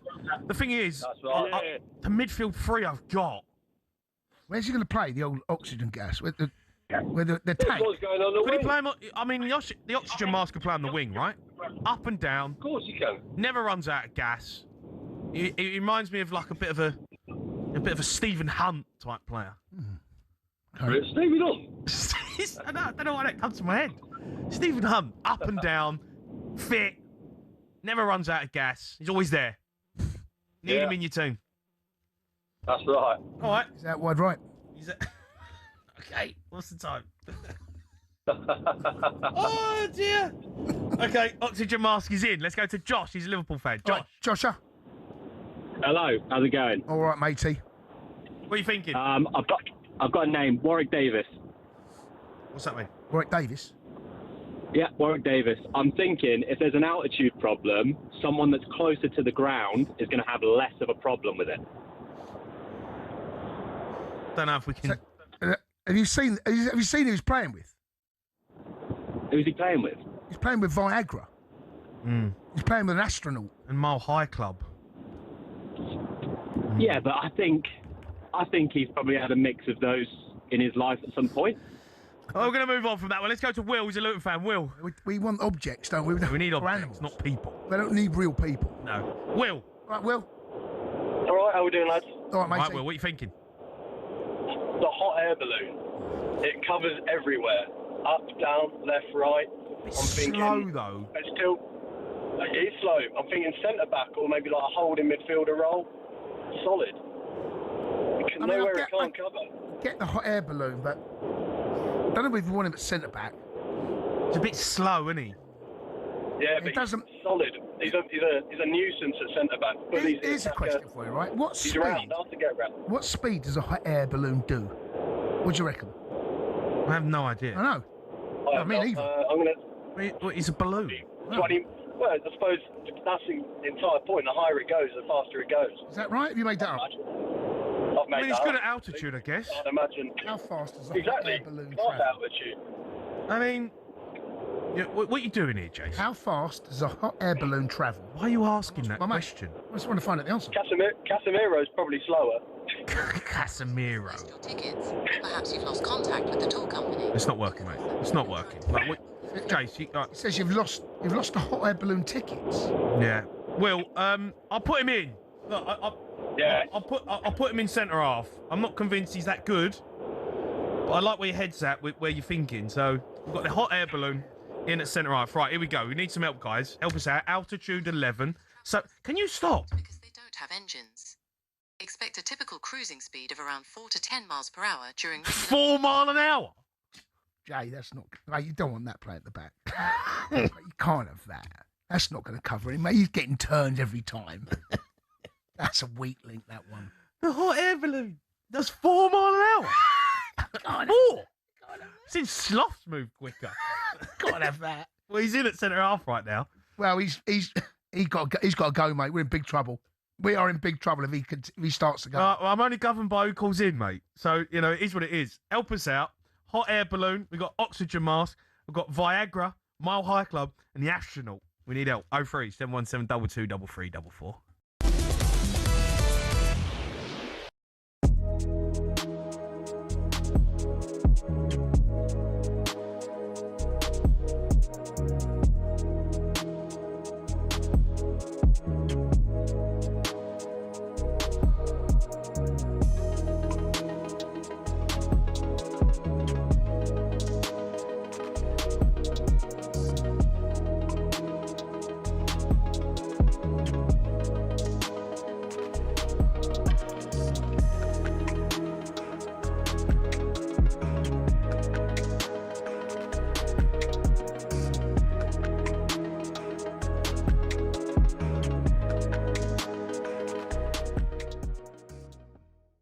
women managing in the men's game in general, do you think attitudes are shifting now?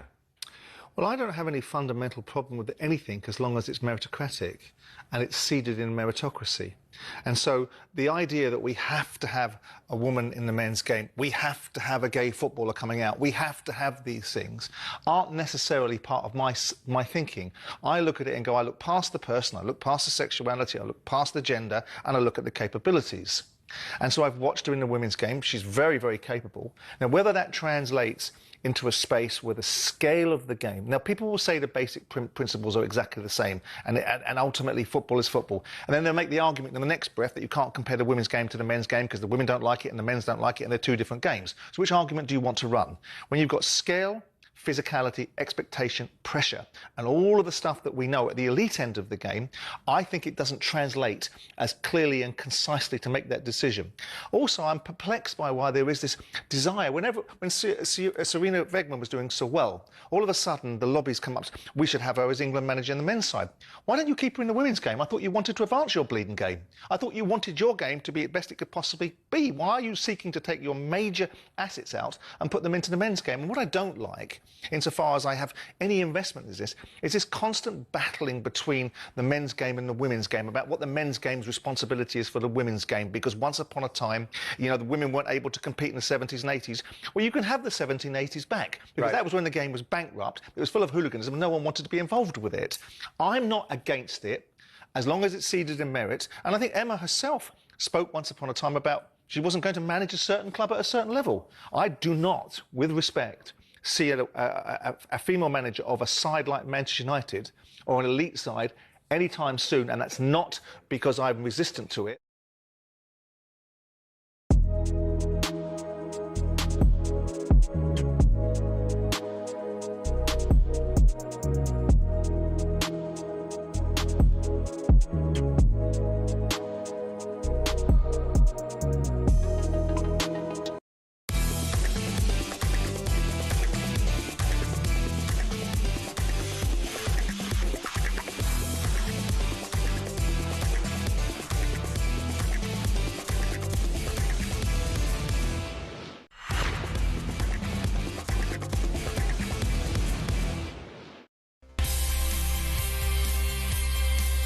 You are listening to the World Cup weekend on talkSPORT. Me, Jamie Hara, and Jason Cundy. We are doing an altitude 11. Help us out, guys. 03 717 223344. So far, centre back, we've got the hot air balloon.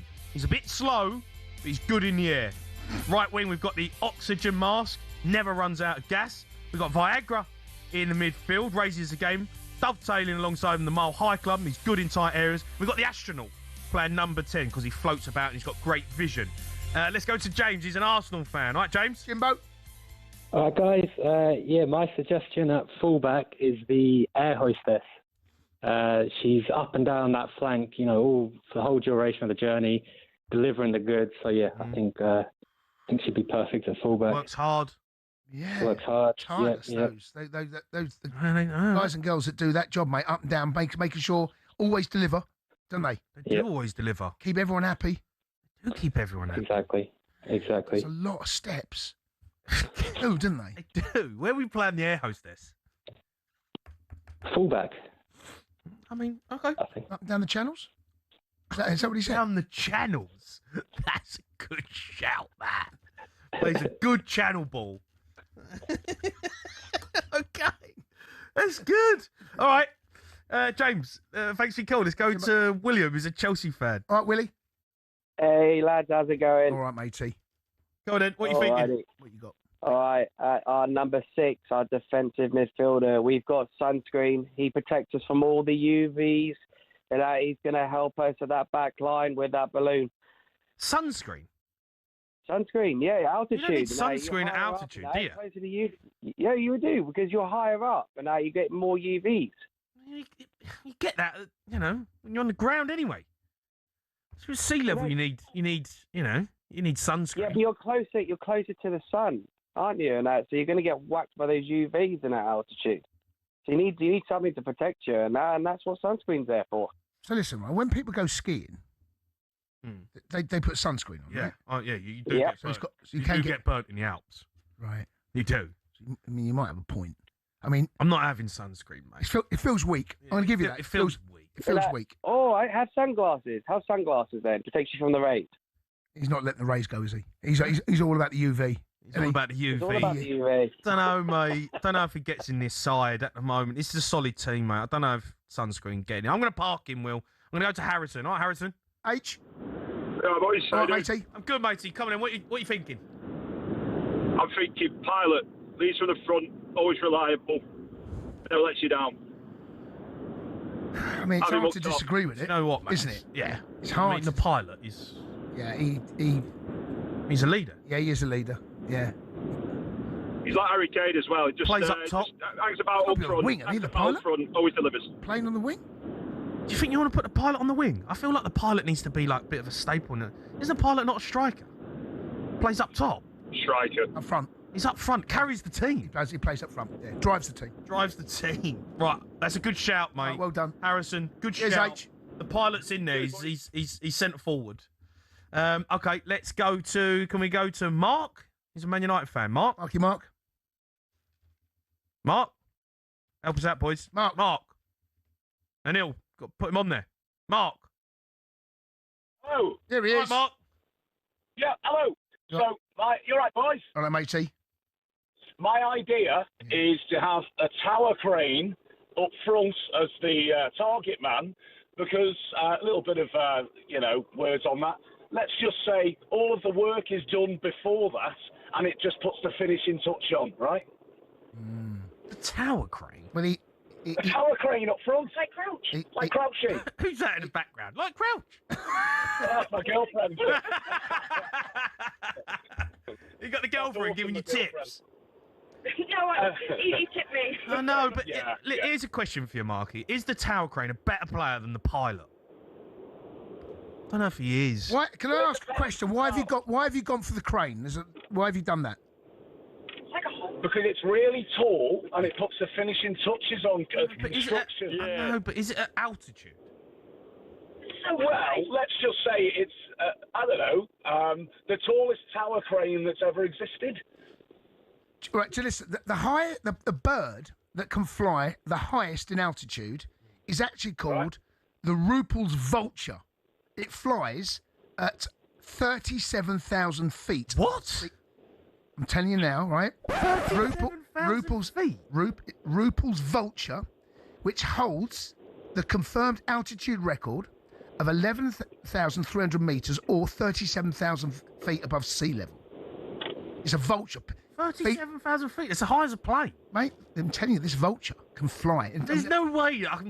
There's no way I'm on my Emirates flight to Dubai, mate, and I'm seeing a vulture. Jay, he's looking out your window, seeing a vulture, mate. No, I'm not having it. That's outrageous. Look, that's telling you. 7,000 feet. Mate, he feeds on scraps. What's he finding up there? Not a lot of food. What's he hunting? Yeah, the only thing he's seeing is a plane. Mate, it's that is the highest flying bird recorded. Ruppel's vulture. I'm just telling you now, mate. I've done a bit of research on. Do you want this vulture in there? Is that what you're saying? I mean, he feeds off scraps. What do you mean he feeds off scraps? What are you on about? What are you on about? How fast it goes? It doesn't say how fast he can go. Because I feel like we need a winger. Well, I mean, you've got the crane feels a bit stiff. Yeah. If you're gonna have a bird in this, the highest flying bird ever recorded, Ruppel's vulture. I mean, I'm happy to put him in there. Listen, Mark, I'm sorry, mate. The crane's not making it. Oh, come on. No, it's not making it, you mate. You can have the bird operating the tower crane. No, mate, he can't have it. Let's go to Noel. Right, Noel? No. You all right, buddy? All right, mate. How are you? All right, mate. Good. Looking forward to tonight. Or tomorrow morning, whenever it is. Yeah. Right. Centre back, Yeti. He's hard. He's airy. Well, he lives on mountaintops, doesn't he? Yeah, he's got to go in, Jay. And if you give him Viagra in eye drops, he looks even harder. Yeti. Jay, the Yeti's got to go in. Be in there. That's an unbelievable shout, the Yeti. Why is he playing? Where's he playing? Centre half? Oh, mate, come on. Imagine that. Centre back. Imagine coming up alongside the Yeti. You're marking him on goal. Yeah. He's got Yeti looking. But what's his attributes? Well, he's hard. He's airy. he's scary. And if he's got Viagra in the eye and he's drops, scary. Hard, hairy, and scary. I mean, you sold it. Hard. Wait, the hair's going to wick the sweat away. It's No, hot. He no, loves it mate, out. Hairy, scary. Hard, hairy. Yeah, I mean, the hair might be a bit of a... Well, people can always pull No, it, it's couldn't going they? to wick the sweat away, see? Pull his back. And he look. Right, no, you sold him, mate. He's in. The Yeti's in at centre half. All right, help us out here. Keep your calls coming in. We need a few more players. We need keeper. We need left back. Maybe some room for others in there if we can. But let's get an update from Wimbledon with Lisa O'Sullivan. Yeah, and it's kind of not going to form entirely at the moment in the show courts. Jessica Pegula lost the first set to Iva Jovic, the 18-year-old up-and-coming star from the USA. 6-4, she lost that. She is in control with the break in the second, though, 4-2 up. Roman Safulin is leading Novak Djokovic 5-4, but it is still on serve in the first set here on centre court, where Sir Geoff Hurst, the only player to score a hat-trick in a World Cup final, is keeping an eye on proceedings from the Royal Box, with Michael Carrick alongside him. OK, thanks, Lisa. Keep your calls coming in. Help us out in the altitude 11. So far, we've got the air hostess at right back. Good channel balls. We've got the hot air balloon, slow but good in the air. Yeah. Centre half, the Yeti as well. He's hard, hairy and scary. He's got the oxygen mask. Never runs out of gas on the wing. Viagra, Mile High Club in midfield. We've got the Rupel's Vulture, feeding off scraps at 37,000 feet. Astronaut number 10. And we've got a pilot up front. Help us out. 03 717 22 33 44.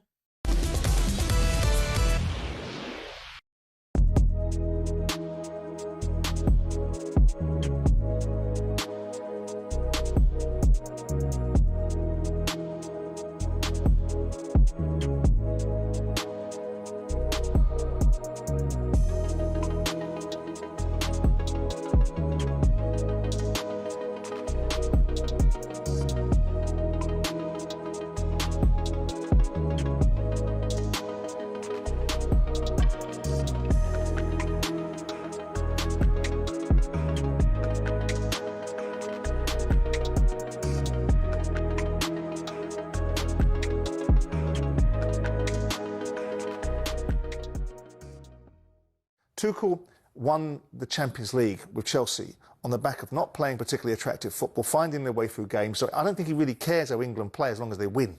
And that's his mindset. And he will take the positive out of it. We won. We kept on going towards the end. Well, so you should. And with due respect to the Congolese, their game fell away as the game went on and they became stretched and tired. And for whatever reason, England were able to get themselves back in the game because of the excellence of Harry Kane. Poor goalkeeper on the first goal, which got us back in the game. Brilliant second goal. But you look at it, you go, Declan Rice is like a machine hitting dead balls in there. Look at the first 3 or 4 corners that he hit in. Bang, first man, bang, first man, bang, first man. All of a sudden he starts changing his corners to balloons across the box because he seems to have his confidence gone. You look at Rice and you look at Saka when they come on, they look knackered. They look like players that have been in a long season and haven't got it. And ironically for England, Declan looked better at right back than what we've got, and that might be a conundrum for Thomas Tuchel that he changes that. But I look across the field, Rashford no end products, Madueke no end products. You know, you look defensively, the goalkeeper doesn't worry me so much because goalkeepers make mistakes. That's what happens in games every now and again, and sometimes Pickford makes wonderful saves. But I look at it and say, that is not a team, in my mind, that has any chance of winning this World Cup when it comes up against serious opposition. What makes this remarkable is how differently you two see it. Well, I think if you're English, you're going to see it with emotion as well. And I don't have any emotion in this. Like the only person on the whole team that I played with and know is Harry Kane. I want him to do well, and he is doing well, and he's scoring loads of goals. But I don't want him to do well so much. But Simon's assessment. It's not just emotional, Brad. No, it's kind of on the money, isn't it? Well, his assessment is his assessment. It's his opinion, and he's right about a lot of the things. Do you not think there feels an awful lot?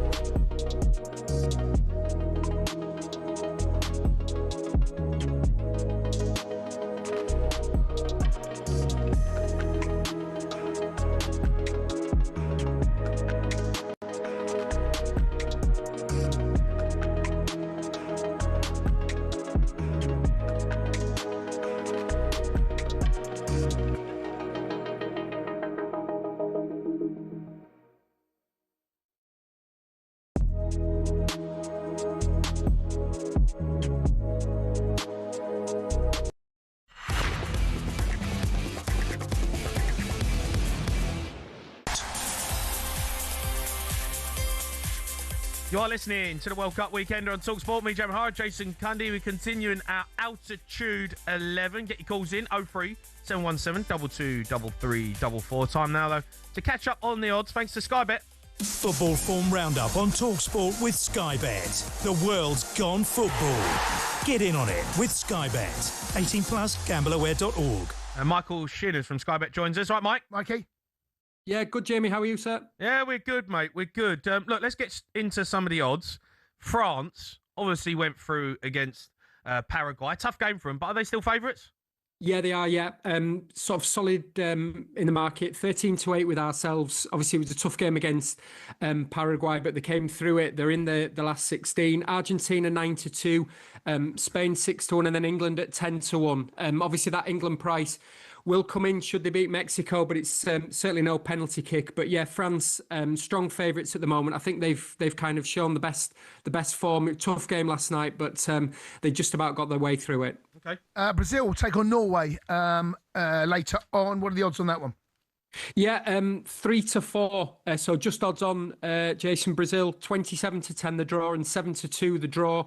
7-2 Norway. Obviously, there's a bit of history between some of the players in this. So we've got a special. We've got Gabriel and Haaland to foul each other. So one foul, Haaland fouling Gabriella and vice versa. That's 7-2. So a bit of interest. It could happen. I think that we've got a number of specials all the way up to around about 40-1 that I think that Gabriel pulls his hair. But hopefully there'll be none of that shenanigans. But 11-10 for Haaland to score at any time. Vinicius Junior the same price at 11-10. Okay, finally let's talk about England. What have you got for us? Yeah, just favourites. It was pretty much a pick'em game, but patriotic punters have come for England. They're 11-8, 21-10 Mexico, 11-5 the draw. We've got we're offering a completely free bet to be used on any market for the England-Mexico game this Monday. Opt-in required, one per customer, and that expires at 03:45 on the 5th. But we've got a super boost. Jude Bellingham to have a shot on target. He had 3 shots on target in the last game. He's had 6 altogether in the tournament. That's even money with ourselves. Okay, brilliant. All right, Mike, you're a star. Thank you. Cheers, Mikey. Thanks, mate. That was a look at the latest odds thanks to Sky Bet, 18 plus, gambleaware.org. Football Form Roundup on talkSPORT with Sky Bet. Download the Sky Bet app and get in on it with Sky Bet. 18 plus, gambleaware.org. Right, let's get back to your calls on the Altitude 11. I'll run through the team so far. We've got the air hostess at right back. We've got a hot air balloon and a Yeti playing centre half. We've got Oxygen Mask right wing. We've got the Rupel's Vulture left wing. We've got Viagra and Mile High Club in centre mid. Astronaut number 10 and a pilot up front. Let's go to Ollie. He's a Fulham fan. All right, Ollie? All right, Ollie. Hey, lads, you all right? All right, matey. What are you thinking? I've got a goalie. Go on in. Mount Everest. Oh, yes. Good shout. Immovable object, mate. Yeah. That's a good shout. No one's getting past that. That is a good shout. That is a good shout. Yeah. He's not getting lobbed, is he? No. He's wide as well, so. Not getting lobbed. Nice. Don't even need a bench. No, he's solid. I mean, there's no way. There's no two ways about it. Mount Everest has to be. Yeah, he's got to be there. Yeah, 100%. No question. Yeah, Mount Everest is perfect for a goalie. Although him and the Yeti will get on well. Yeah, I think they will, mate. Nice relationship between him and the Yeti. Ollie, I can't ask for any more than that, Cheers, mate. Oh, you're a star. We've got a goalie. Let's go to Gareth. He's a Man United fan. G-Dog. Hey, Bob. Love the Sports Bar, guys. I can't believe that this hasn't been said for Lunchtime Sports Bar, but if you don't mind a bit of fiction in the 11, then I know you've got a pilot, but Superman as a striker, super endurance, can fly into space, cold breath to keep things cool, faster than a speeding bullet, the hero of the team, so thinking Kane, Mbappe, Ronaldo, Messi, and he's just a pure man of steel. Superman? Mate, didn't he flew around the world and spun the world backwards. Yeah. He went out into Feels a space. bit of a cheat code, though. Well, Batman can't do it. Could he? No, but Batman's a real person. Yeah, well, Spider-Man can't.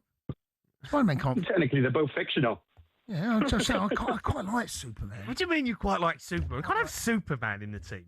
He flies I don't know out. if he's happy playing alongside Mile High Club and Viagra, mate. Where's he playing, though? Where's his... Lasers coming out the eyes as well. Lasers coming out the eyes. I mean, come on. It just feels like a bit much, this. Superman flies at Well, altitude. you need all you can get if you're going to get Viagra in the team. He flew into space, Superman. Yeah, I know, but so does the astronaut. He's Superman. You're feeling it, Cundy, aren't you? I can hear you feeling it. I quite like Superman. James, you need a bit of convincing. I mean, do you know what, James? I tell you what worries me about this team. Go on, what's the matter? Hot air balloon, centre half, 4 miles an hour. Yeah, I know, but he's good in the air. He can't run. No, he can't run. He can't move. No, he can't. But he's good in the air. He's a bit flat. He can't turn. He can't run. Might be good in the air, mate, but yeah, don't know about him. I'm not gonna lie. With a hot air balloon. It worries me. Okay, so It worries me a bit, mate. We do need a gaffer. Okay. So, do you want to have Superman as the gaffer? You want Superman boss? I could take it. He's in. Do you want to take Superman? Just have Superman Just as have Superman as a gaffer, mate. Got him. Because I feel like it's just a bit of a cheat code. Well, it is a cheat, but he flies at altitude. He does fly at altitude, but it just, But Viagra only just passes the drugs test, doesn't it? He's playing with a Yeti. Yeah, I know. That sounds a bit of a cheat. I'm not happy about hot air balloon. Let's worries go to me. Jack, he's a Villa fan. Jack. All right, Jack. How's it going, boys? You all right? I'm all right, matey. How are you? Yeah, all good, brother. All good. Thank you very much. What are you thinking? So, I've got the Red Arrow Jets. Mm-hmm. Right, so I want to switch up the team a little bit. I want to put the Vulture at left back because he can pick apart all the scraps, doesn't he? He sweeps everything up, keeps it all clean. You put the Red Arrow on the left wing next to the Pilot and the Mask. The Red Arrows, he's fast, coordinated, plays for the badge. Jay, You thought about this, didn't you, mate? I tell you what, mate. He's I have. great case there, isn't he? He's thought about this. So the RuPaul's Vulture is getting moved to left back. Don't mind the Vulture. Yeah, to left back. He's a team player, the All the Vulture. scraps, doesn't he? Yeah, Feeds off scraps. Yeah. Okay. And then you put the Red Arrow Jet on the left, fast, reliable, rapid, coordinated. And like I said, more importantly, he plays for the badge. Gets everyone up on their feet, everyone watching. How can you not have him in after that description? No. I feel like I've got to put him in there. I've got to put him in there. Who's that giggling? Oh, that's my missus. I love the fact that Jack's phoned us up. He's sat next to his missus. Phoned up saying we've got to get red arrows in this outfit. I've got to phone up and help the boys out. We'll help them out here. We've got to move the Vulture back. Well, don't mind that. Mate, he's in. The red arrows is in. Yeah, you happy with that? Yeah, no, Jack, I can't argue with that, mate. You can't argue with that. The centre half, mate, still. What do you mean? I'm not the hot air balloon. I'm not convinced by him at all. You know? No, I'm not. He kind of a balloon. Can we get James up? I like where James's head's at. Can we get James up? All right, James. Jimbo. Hello, you okay? All right, matey. How are you? Yeah, good, thank you. I feel like we need a better centre half. What you got for us? I haven't got a centre half, but I've got a fullback. Okay. Very Philip Lahm-esque. The skyscraper window cleaner. I like it. He's good at heights. He goes up and down. He's clean. He won't get sent off. And if it goes to penalties, he's got nerves of steel. Altitude, mate. They are definitely working at altitude. Are they? Think about the Shard. How many metres? The window cleaner at the Shard. No, I know. Well, the window cleaner at the Burj Khalifa. It's not 2,000 metres, is it? Yeah, but I'm sure there's a skyscraper in Mexico City that needs the window cleaner. Okay, what's the tallest building? Is the tallest building in the world altitude? I don't know the answer to that question. Nah, he's got to be in though, isn't he? I kind of like this. You think? I kind of like if he goes. No, I don't like the balloon. Whatever way you're going to dress it up, mate, the balloon can go. Okay. Look, I'm gonna park him for a minute, James. So I've got a couple of other options. All right, let's go to. Go on then. Let's go to Amir. He's a Liverpool fan. All right, Amir. All right, Amir. Hi, boys, you all right? Right, matey. All right, mate. Look, I feel like the hot air balloon is getting binned off. So. That needs to go straight away. I think we've got someone on the wing for you. I'm gonna stick the firework in there. Fire. He's lightning speed on the delivers in the sky, shining up bright, always going to explode, gives you a big bang.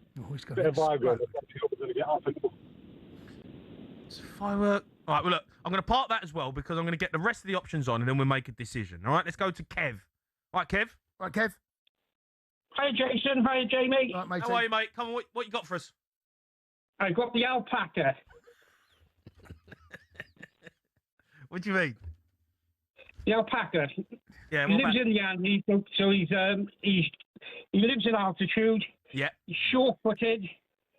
Never gets called out. Never gets called out of position, and can run around all day as well. Quite like the alpaca. Any difficulty, he always has every other player's back as well. What's the top speed of an alpaca? I reckon it can move. Yeah, I reckon it can shift along. I reckon it can move. Better than 27 miles an hour. 27 miles an hour. Right. Better than the hot air balloon, mate. Better than the hot air balloon. So give me the description of his strengths again for the alpaca at centre half. He's short-footed. Yeah, it's good. It's good. Can use both feet. What do you mean use both feet? Got a good head on him. What do you mean use both feet? How do you know? He's got hoofs, hasn't he? Use both hoofs. Mate, it runs at 35 miles an hour. Mate, he's definitely in the alpaca. Mate, the alpaca can move. Yeah. Yeah, and he can get up for set pieces as well because he's got a really long neck. Yeah, long neck, good at set pieces. He's got a long neck as well. Good. The alpaca's is a weird looking creature, isn't he? The old alpaca. He is, yeah. Mate, 100%. I think we've got the team. I think we've got the team, Jay. I think we've got the team. Right, Kev, you're a star, mate. Can we have a bit of here we go? Here we go, Al. Yeah, Al's got the music ready. This is some team, by the way. Here we go. In goal for the altitude 11, we've got Mount Everest. Will never get lobbed. We've got the air hostess playing right back. Good channel balls up and down. Centre half, we've got the Yeti. He's hard, hairy and scary. Alongside him, we've got the alpaca. Sure-footed, lives in altitude, good at set pieces. We've got the Rupel's vulture playing left backs, feeds off scraps. And as we move up the pitch, in midfield, we've got Viagra. Raises the game. Dovetailing, the Mile High Club. Good in tight areas. We've got the oxygen mask playing right wing. Never runs out of gas. We've got Red Arrows. Plays for the badge. Got to have him on the wing. Rapido. We've got the astronaut playing number 10. Floats about. Great vision. And up front is the pilot. Leads from the front. And our gaffer to take this team into Mexico at 1 a.m. this morning is Superman. That is your altitude 11. Well done, everyone, for getting involved. We're going to move on, and we're going to talk England next.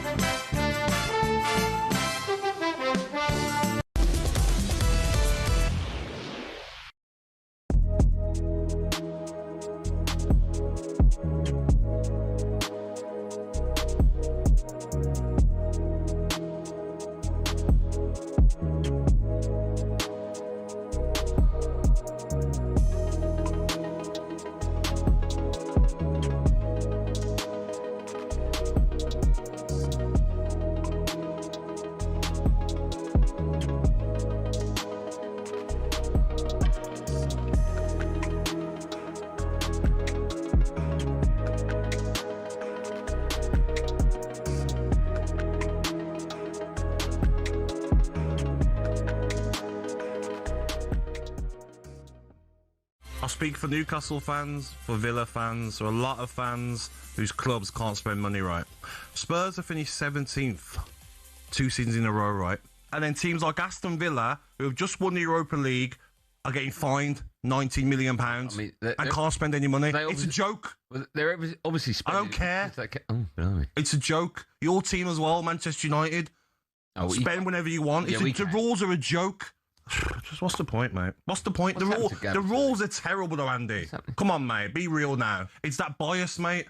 It's that so-called top six bias. Clubs like Aston Villa and Newcastle can't buy anyone. But Spurs finished 17th 2 seasons in a row and then go and spend. What's next? Who's going to go and get next? Just mad. Listen, I don't think he quite understands what FFP stands for because he's used Man United as an example. One of the biggest clubs in the world. No, but I think he has got a point. Yeah, I think he has got a point about the fact that, and I feel for Newcastle and Villa fans because they've got one hand tied behind their back. Yeah, and they can't spend the money they've got. And now he's right. Villa are getting fined. Would they get fined 90 mil? It was a lot. Yeah. But it's one of them where. But the only way that obviously the club can grow is they have to get in the Champions League every single season. Now, with Newcastle and Eddie Howe, I feel for him because what's he supposed to do? You look at the recruitment they've had over the last few seasons where he's bought players for less and sold them for a profit. And then all his best players, Tonali's now going to leave. Bruno Guimaraes is now Elliot Anderson's the one. Yeah, but I think back then they didn't quite know that he was going to but they had to sell him. Yeah, because of the financial fair play. Right, they had to sell him. Not they wanted to. He's gone. And you know they haven't even got a sell-on clause as well. I feel, Eddie Howe, the job he's done at Newcastle, I think has been phenomenal.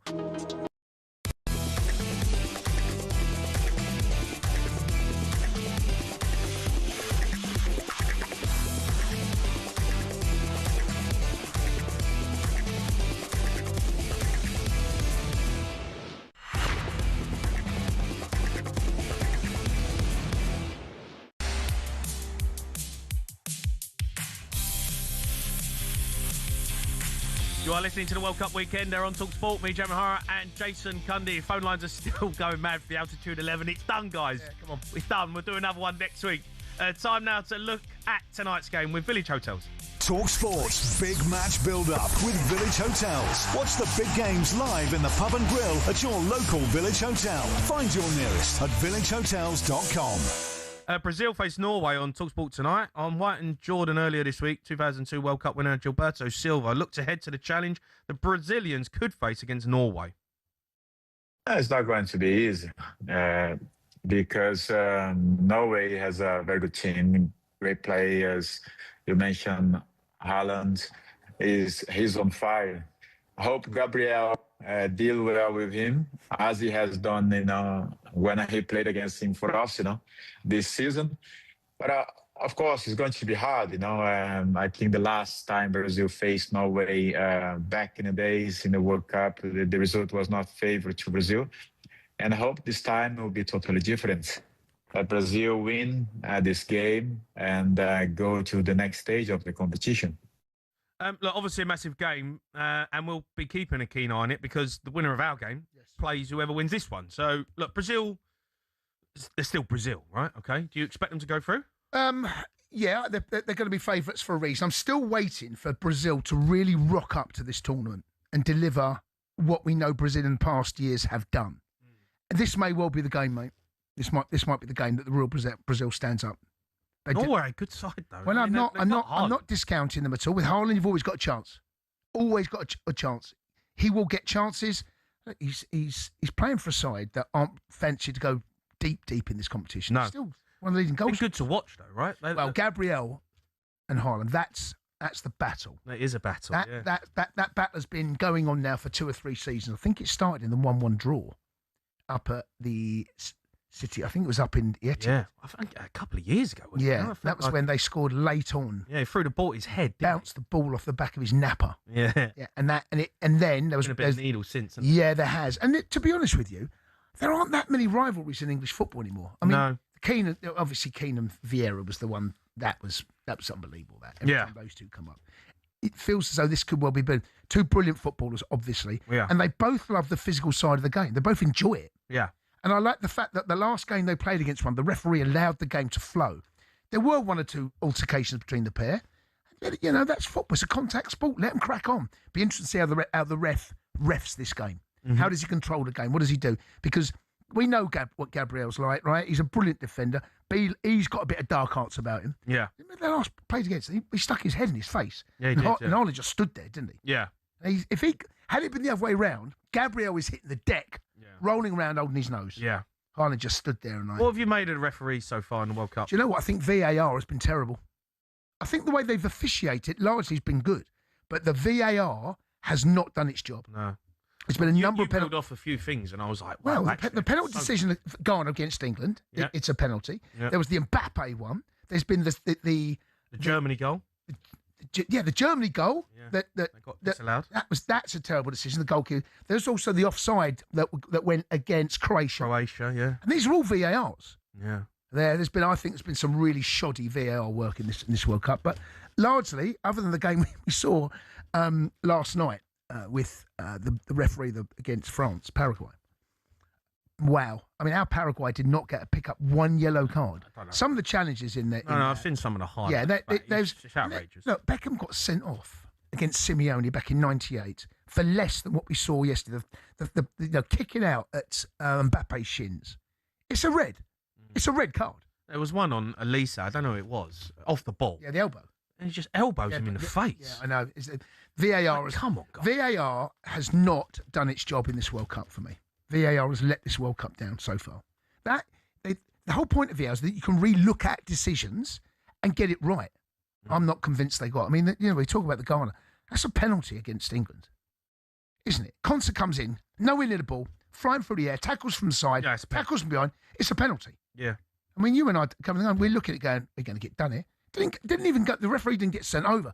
So if there's one thing I would say that this World Cup has not been at the elite level is VAR.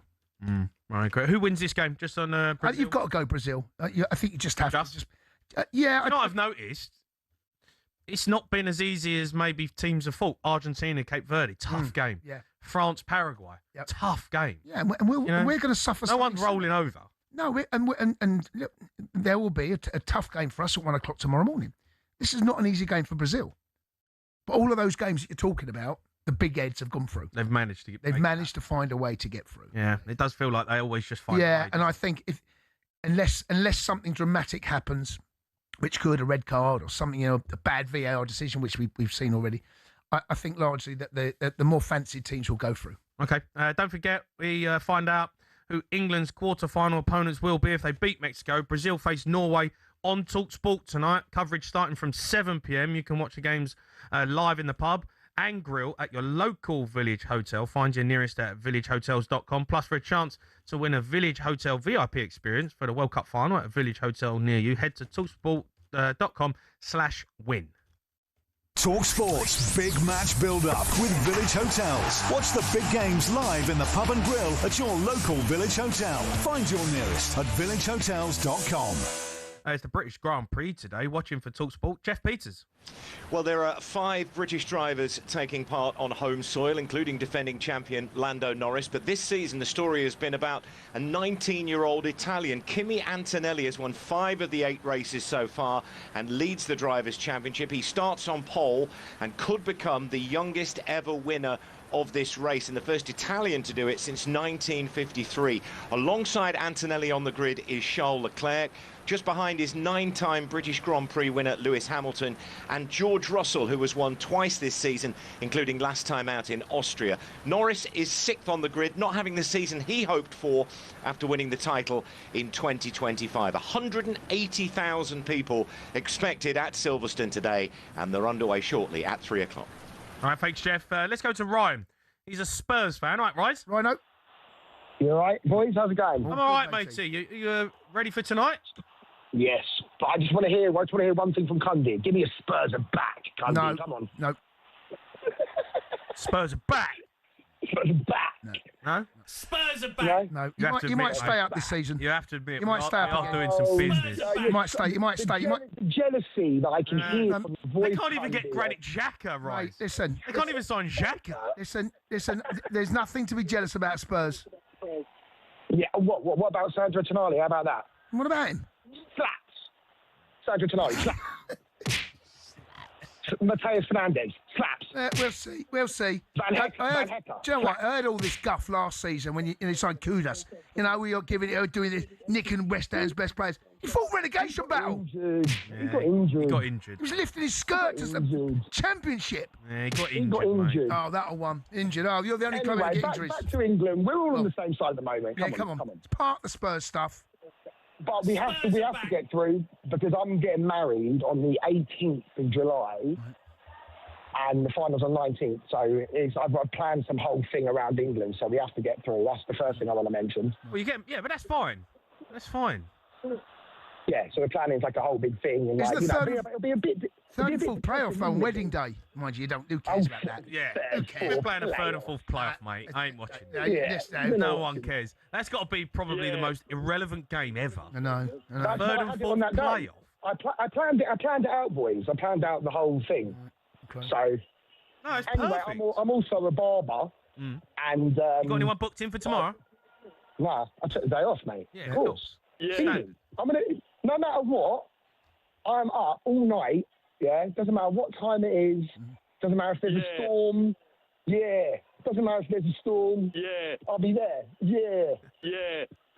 Yeah. Yeah. Yeah. Yeah. I go around saying that to my wife all the time. Yeah. I don't know where it's come from. It's just become a thing, mate. Literally, whenever she says something, I just go around and go, yeah. She says to me, shut up, honestly.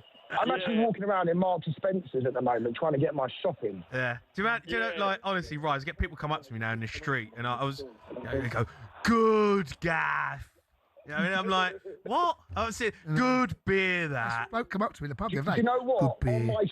On my stag, we actually got all the Cundy masks. I've got a picture.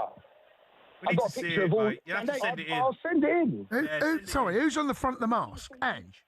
Oh no, Ange. Well, obviously not actually you. I mean, no one would know who that is. No. The Ange masks have been knocking about. Roman Kemp sent me a I know, picture. but He was in the I need stadium the the real other day with an one. Ange mask on. It's brilliant. It's like the running joke throughout all our friends. The whole weekend of like making sports bar jokes. We're trying to get Ange on. We're trying to get hold of You're him. not getting that would be We're trying to get him brilliant. on. Al Nasser now, isn't he? I'm not a He's at Al Nasser. It's going to be a difficult You know one. what? If you boys want to get me a wedding present, get Ange on, and I want you to be in the studio, Cundy. I know. Mask on, next to him. It would be the legendary ultimate. stuff. It'd be the ultimate. I don't know if talkSPORT can afford him, though. I don't know. not He's now. from Al Nasser. Not now, he's Al Nasser. I don't know if he's interested. He's lining his pockets. Yeah, he's chilling. Right, listen, mate. Thanks for your call. Cheers, Rhino. Keep them coming in. We are going to be talking now. We build up to England. We want some positive chat, some rallying cries from the troops. So, World Cup Weekender on talkSPORT.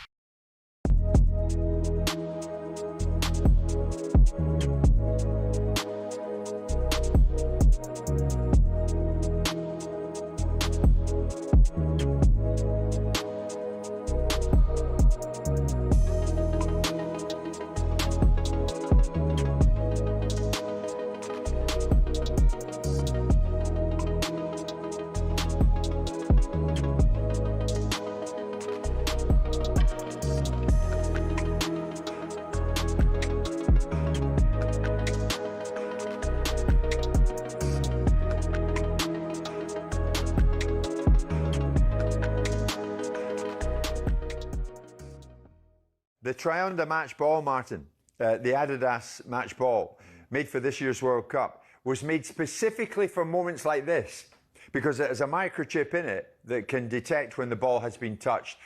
Now, that's hard if you're Croatian. Of course it is.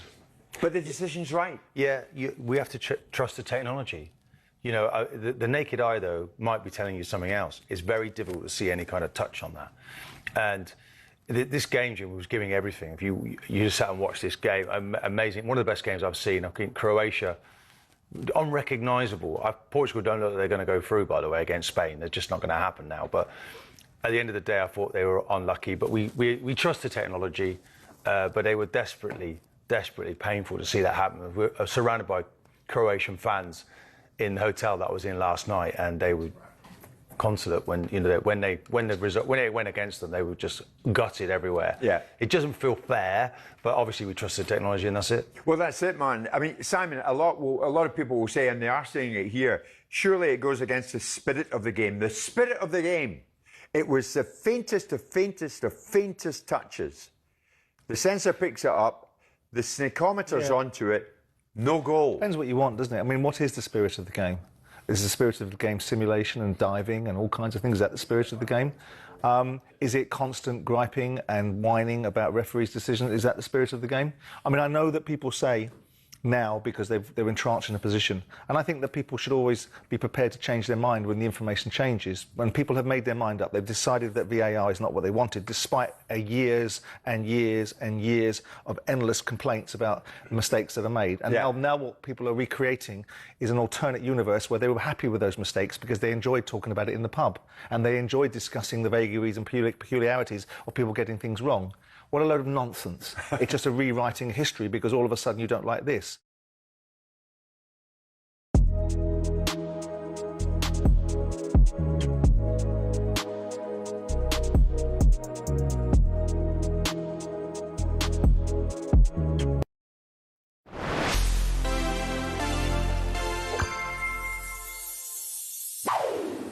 This might be the most iconic image in English sporting history. The moment Bobby Moore lifted the World Cup. It meant the flag of St George could forever be draped on the Jules Rimet, and Moore would be a hero always, despite the twists and turns of his eventful World Cup career. Bobby Moore went to the World Cup in 1962, but didn't play a single game.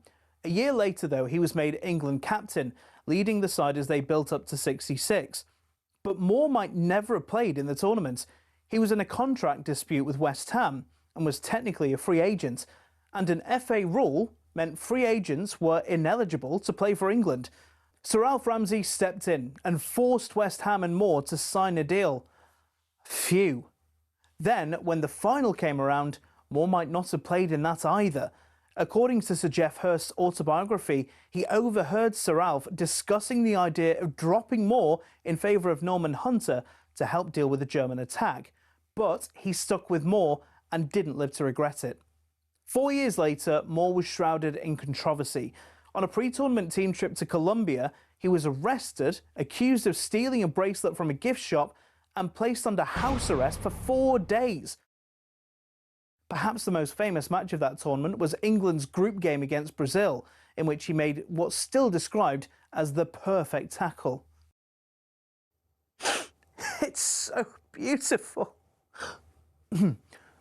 After the game, another iconic image. The quarter-final defeat to West Germany would be his last World Cup match. England failed to qualify in '74 and Moore stepped away, leaving the most incredible legacy.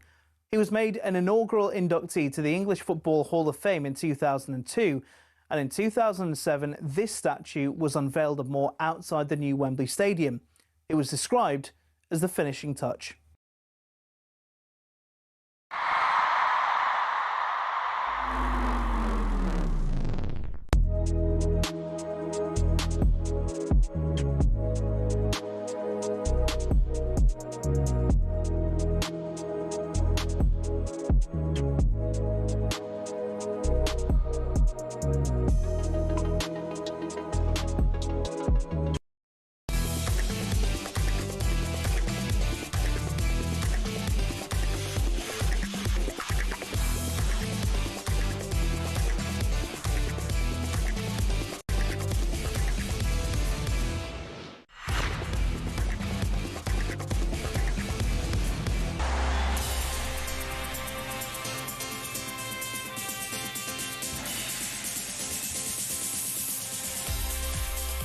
Yeah, you are listening to the World Cup Weekender on talkSPORT. Me, Jamie Hara, and Jason Cundy with you for the next hour. We are talking England, but before we get into that, let's get up to speed with all the sports on this Sunday afternoon. We'll start with Wimbledon. Watching for us is Lisa O'Sullivan. Well, as you heard in the news, Novak Djokovic had to save 2 set points to go 1-up on Roman Safulin of Russia. The young Russian used to be the Australian junior champion some time ago, and he's been slaying seeds here at Wimbledon, putting out Andrei Rublev and João Fonseca. Over on court number 1, Jessica Pegula seems to be regaining a little control. She's 1 set all with Iva Jovic of the USA. 3-love she leads in the third. But could we be guaranteed a brand new name on the women's trophy this year? Karolina Muchova is leading Barbora Krejcikova, the last remaining champion in the draw, 7-5, 3-2. OK, and it's the final of the Women's T20 World Cup between England and Australia. Watching us is Nick Ellaby. The toss. Australia will bowl first at Lord's. England underdogs on home turf here against a side that's beaten them in 6 white ball finals and gave them a 16-0 pasting in the multi-format Ashes 18 months ago. Australia unbeaten in this tournament and winners of 6 out of the 11 T20 World Cups, but lost the last 2 white ball finals. So something of a drought for this great team.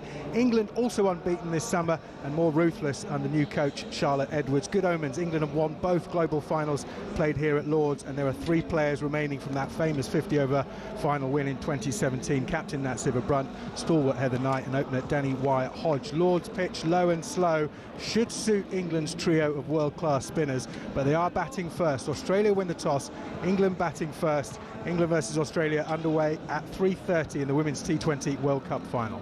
And the British Grand Prix is underway. Watching us for talkSPORT, Jeff Peters.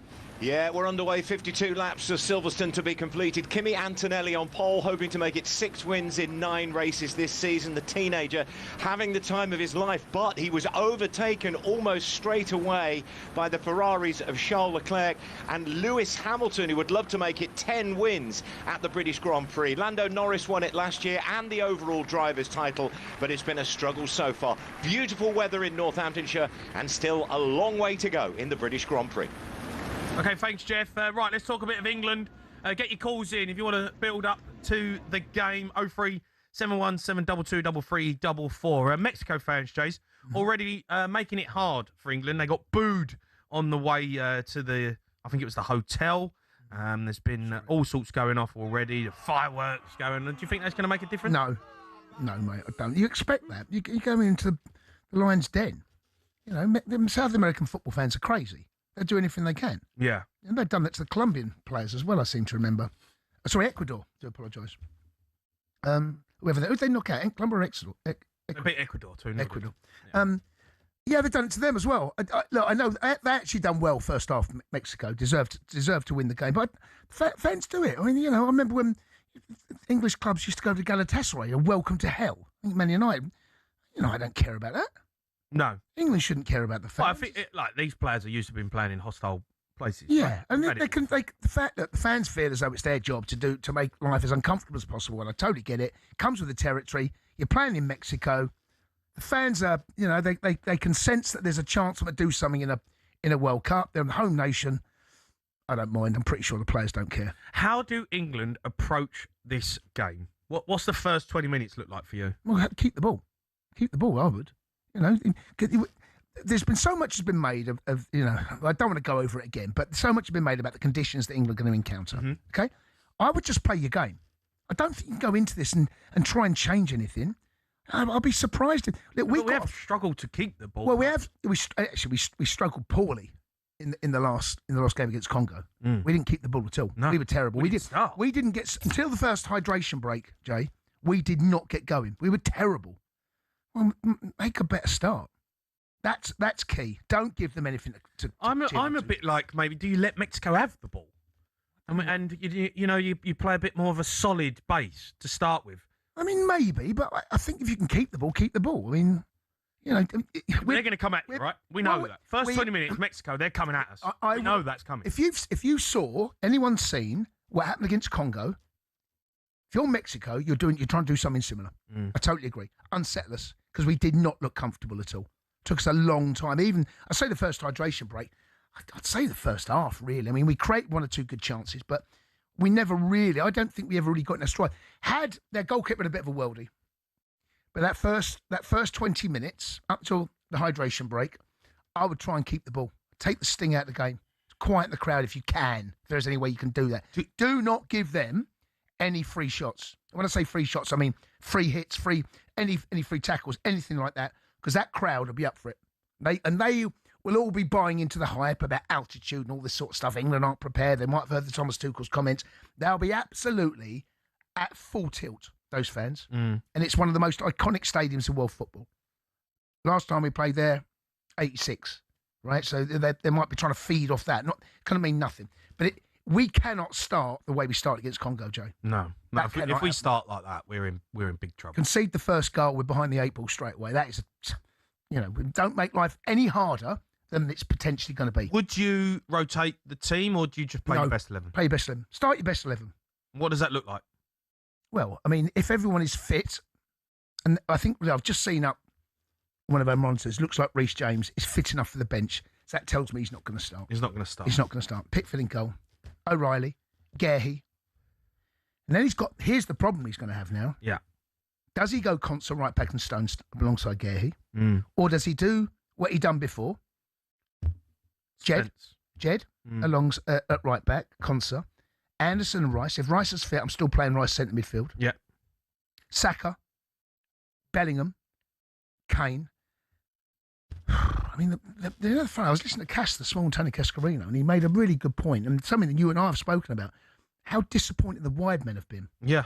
That have started the game. The players that come off the bench in those wide areas have had a bigger impact off the bench than they have the starters. And that goes for both Rashford and Tony, Saka and Madueke. Right? Whoever starts out there, whoever comes on, seems to have a bigger impact or bigger say in the way the game has gone. So it may well be the subs that come off the bench. I noticed that Mexico used all 5 of their subs in the previous game. Obviously, you're going to use all 5 because of the conditions. Yeah. That's the home nation doing that. Yeah. And our team made change off the bench. We saw Gordon come off the bench. He had 2 assists from the bench. That might be, we might just have to be a bit patient. So are you playing left wing? I'm probably going to go Gordon just based on the... I think I would start Gordon because I think Rashford may be better as a player to come off the bench and make something happen. If that's been the case, whoever's come off the bench has done better than ones that started. Yeah. Those wide men. But this one in particular is going to be, the bench is going to be important. I still think that our crosses into the box from wide areas has been pretty poor this tournament. Pretty poor. And okay, there's the Gordon one when we get the equaliser from Kane. Brilliant movement, lovely ball. You know, the ball, Kane makes that ball a brilliant ball because of his movement. But even the wide areas, whoever starts out those wide areas, go to the byline as well. I don't think we do that enough. Mm-hmm. So favoured, the right on the left, left on the right, cutting back with their favourite foot. Some of the crosses of those wide areas have been pretty poor. Yeah, I know. Give someone to work with. You've got Bellingham in there. You've got Kane. And O'Reilly can get in there as well from that left-hand side.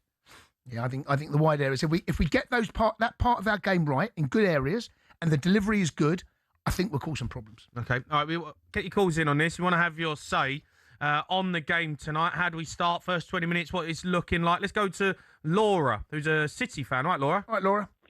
Oh, hey, how are you? I'm all right, Laura. How are you? I'm all right, thank you. I just wanted to say that when I saw on my phone this morning the team taking off the coach and the Mexicans were just sort of like riling them up a bit, I think they're worried, so that's a good sign. And the other thing is, if you've got Wonderwall as your signature tune, you can't go wrong. You can't go wrong with a bit of Wonderwall. No, you can't. No. Turned into a bit of an amp. No, will be all those royalties become flooding through it, and Noel. He's buzzing, isn't he? Yeah, he is buzzing. Could we get could Wonderwall get back to number one? I hope so. There's every chance. Yeah, Chance. Laura, where are you watching the game?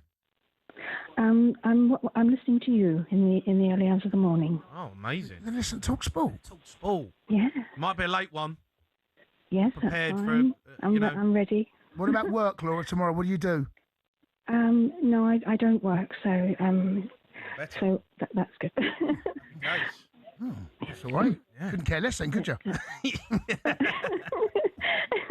All right, Laura, listen, thanks. Lovely to talk to you. And you, Laura, thanks for your call. Good luck. Get your calls in. We're going to be going through some of the best bits in the past week as well across the talkSPORT network. You listen to the World Cup Weekender.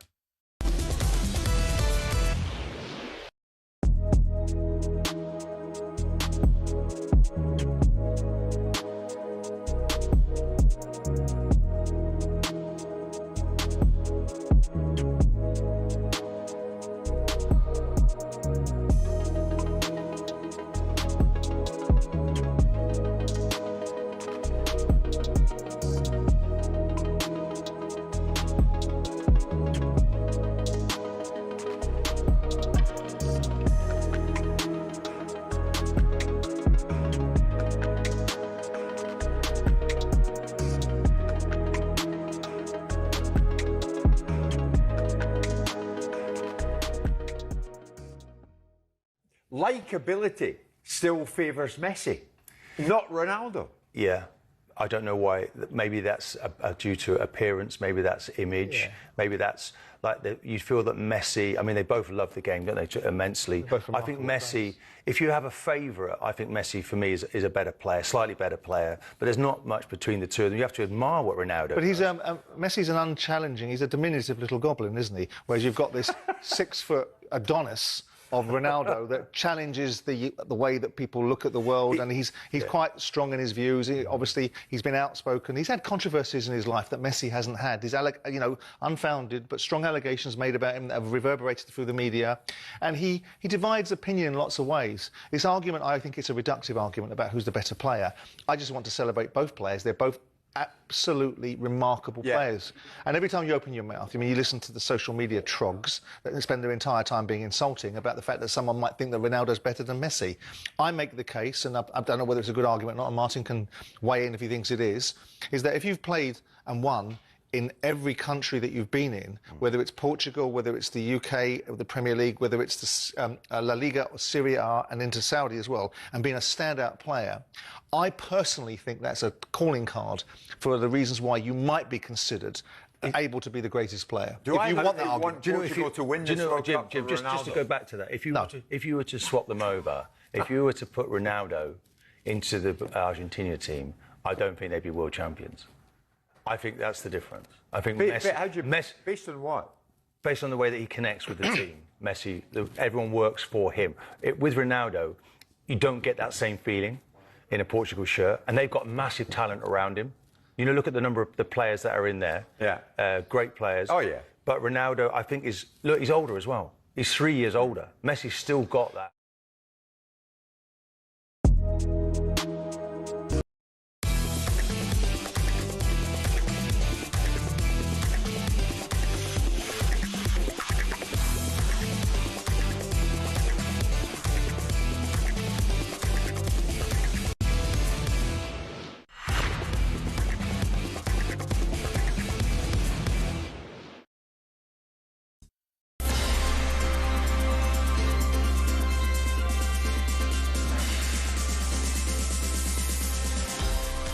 You're listening to the talkSPORT Weekender. Me, Jamie Hara and Jason Cundy. Now it's time to look at some of the best bits from the talkSPORT network this week.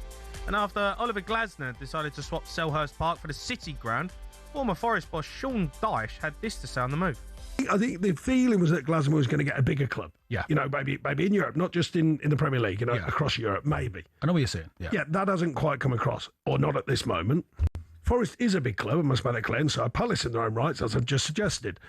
But not the superpower clubs, which possibly he thought he was going to get. Now, they've attracted him. I can only imagine he must have got a very big offer. Mm-hmm. And I can only imagine from putting my manager's hat on, not only that offer, but you'd go, I'm not going to be on the turnaround. I'm not going to be on the revolving door. So therefore, not only a contract, but probably a contract with some big support in it contractually, as if to say, you know, I'm not coming in and you just get rid of me for whatever reason it might be. I don't know, the fans get disgruntled or you just get rid of me or whatever it might be. Players, in my case, you know, all that kind of thing. It seems to me he's going in there and I would imagine, yeah, again, my management hat, he's got that safeguarded on his contract, which there's not doing anyone down. You know, I got on well with the owner, so there's no problem there. Yeah, that was Sean Dyche speaking. Are you surprised at the Glasner one? I think people are a little bit. I think Sean Dyche is right. I think that the expectation was that Glasner he decided to leave Palace for whatever reason, probably outgrew one another, done a brilliant job there. I know the fans won't like the fact he's gone to Forest, but I think the expectation was that a big club, and he was linked with Man United. Yeah. I know it's easy to link managers.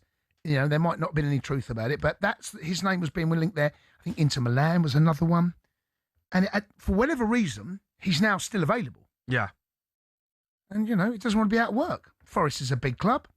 I don't know how this sits with both sets of fans, to be honest with you, but Glasner's proven he's the most successful manager ever in Crystal Palace's history. Wins trophies, and Marinakis is a, you know, whatever you think of him, he always thinks about Forest first, always does the best for what he feels is right for them. Mm-hmm. I'm a little surprised it's happened that way, but, you know, you've got to work. And if no other club's coming in, his agents might have dug around. Nothing's sitting on the table at the moment. What's available, Forest? Right, let's go in there. And he's saying, mate, it's well paid. Yeah, of course. You ain't struggling, that's for sure. Following us from 4 p.m, Drive is live from the States. Simon Jordan is hoping it will be the last show they do over there. Mixed emotions about England, because whilst I desperately want them to win on Sunday, there's a big part of me that wants them to lose, so Andy Goldstein gets to put his foot on the American soil for about 15 seconds. As mean-spirited as that sounds.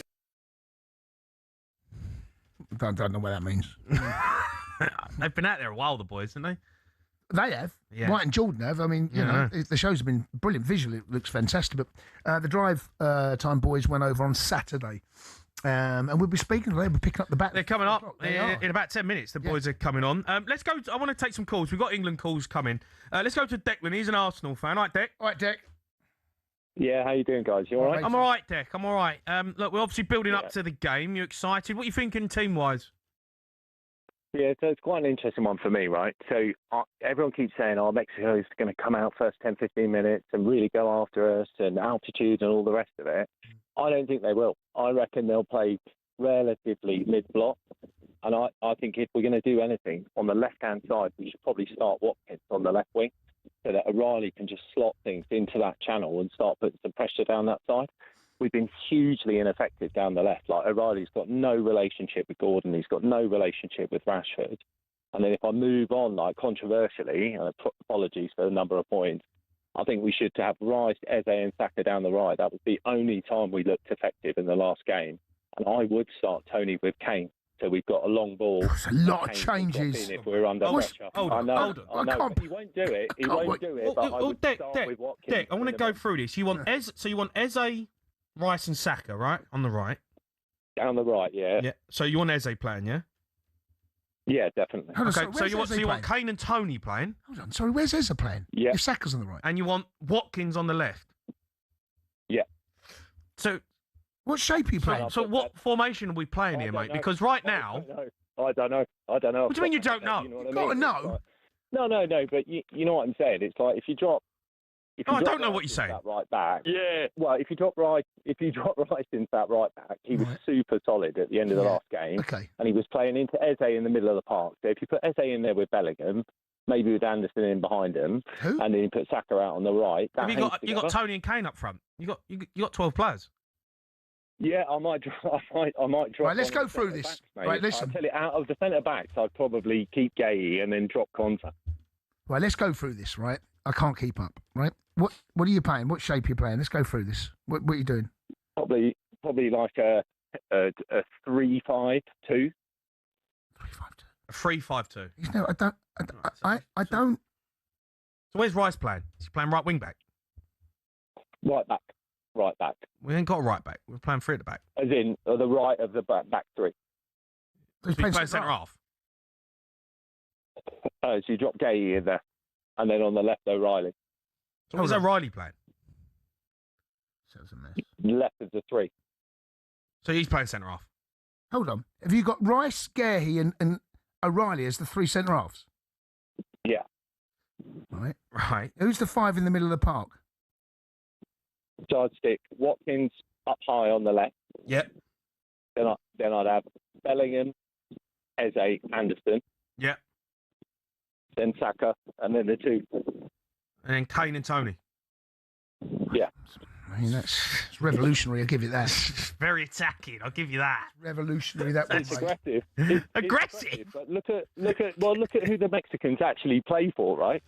If you go through what clubs they play for, I'm not sure there are many of their players you'd swap for ours. No, of course you wouldn't. Anyone in world why football. are we all saying 5-3-2, defend, altitude? No, it's annoying. You're playing one centre half.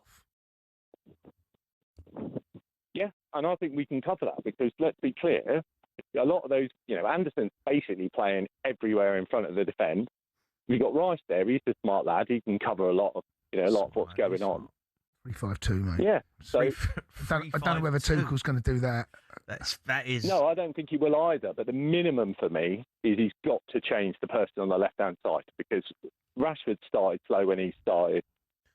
Gordon was terrible. When as Watkins, you got to switch Watkins in. I don't know whether Watkins has ever played for England on the left. He might have come on and done a bit of a job there, but he has played on the left though. Oh, and he played. He's done it for Villa, right? Yeah, and he started as a winger. I think he did, yeah. So, but I don't know whether that's a brave one. That. Yeah, I'm not sure about that one. Beck, listen, thanks for your call. Let's go to Pete. He's a Luton fan, all right, Pete? All right, Stinky Pete. Yeah. How you doing, guys? You all right? Yeah, I'm all right, Pete. Go on, what do you want to say? Massive night ahead. I've got Weller at Bedford Park, open air gig. Paul which Weller? I'm just on my way to now. Yeah, a little bit of Weller. Yeah. And then get home, try and keep awake for the game. It's massive, isn't it? I personally think this is probably one of the biggest games that we've had for England in the last 10 years. Because if you look at Southgate and you look at some of the games he played in major tournaments, I mean, he was lucky, wasn't he, to get easy games. And I think this will tell you a lot about the character of England and whether we fancy it or not. Yeah, I mean, we did play in a semi-final for World Cup as well. I mean, against Croatia. I mean, the teams we played were not really. I mean, Mexico are no great shakes, but it's the whole thing, isn't it? We keep banging on about it. The altitude, the Azteca, and I think the team that wins this game probably beats Brazil or Norway. Well, let's get there first. Yeah, I think it's all about getting there. I've not wanted to talk about another game. I don't want to talk. I want nothing to do with another game until we get through this one. No, I think we did a little bit of that with Congo and was like, build up. We've got Mexico next, and you're like, oh, jeez, we struggled. And then Congo take a lead after 8 minutes. Yeah, and I'm like, I'm not talking about any other fixture apart from getting through this one. It's true, mate. As soon as we get through it, and if we do, great. Then we'll move on. Who knows? Who cares? We're going to play. But yeah, you're absolutely right. Get past this today. Listen. There's obviously a reason they've won so many games at home in the last 89, right? Or then lost 2, right? Yes, the teams they played majoritarily have not been brilliant. No. Yes, there's altitude. We're better than them. That's it. Yeah. Go and prove it. Go and show it. Yeah, no, I agree. Let's go to George. He's a Liverpool fan. George? All right, Georgie. How you doing, guys? I'm all right, Georgie. What, you talking about England's starting lineup? Guys, why aren't we talking about bringing on Rodgers, the only skillful player in the whole team? Why is he not playing? Why Declan Rice? He has to play Declan Rice, doesn't he? Come on. Why is he in? He's either injured or he isn't. I know, but he's been a staple of the England team for a long time. He's had a great... No, but we've got no skillful players. Sorry to stop you there. We've got no skillful players. We've left Palmer. We've left Foden. Get Rodgers on to break him down. Yeah, but where's Rodgers playing? You know, where are you playing? I mean, Rodgers can, and we've seen it plenty of times last season for Villa. He is can be very effective off the left-hand side. Yeah. I mean, say again? Take out Gordon. I mean, it's not the worst shout, I don't think. Rodgers on the left? It's not the worst I've ever heard. No. Because the two on the left have been... And I'm not just playing the left, on the right as well. I think a wide play, as I said earlier, has not been of the standard that's required. Now, we've managed to get past it. This may be one of those games where one of those two, or one of those four, whoever plays, and maybe Rodgers, has got to deliver something. Yeah. You know, it's got to deliver. But Rodgers off the left, Well, we'll see.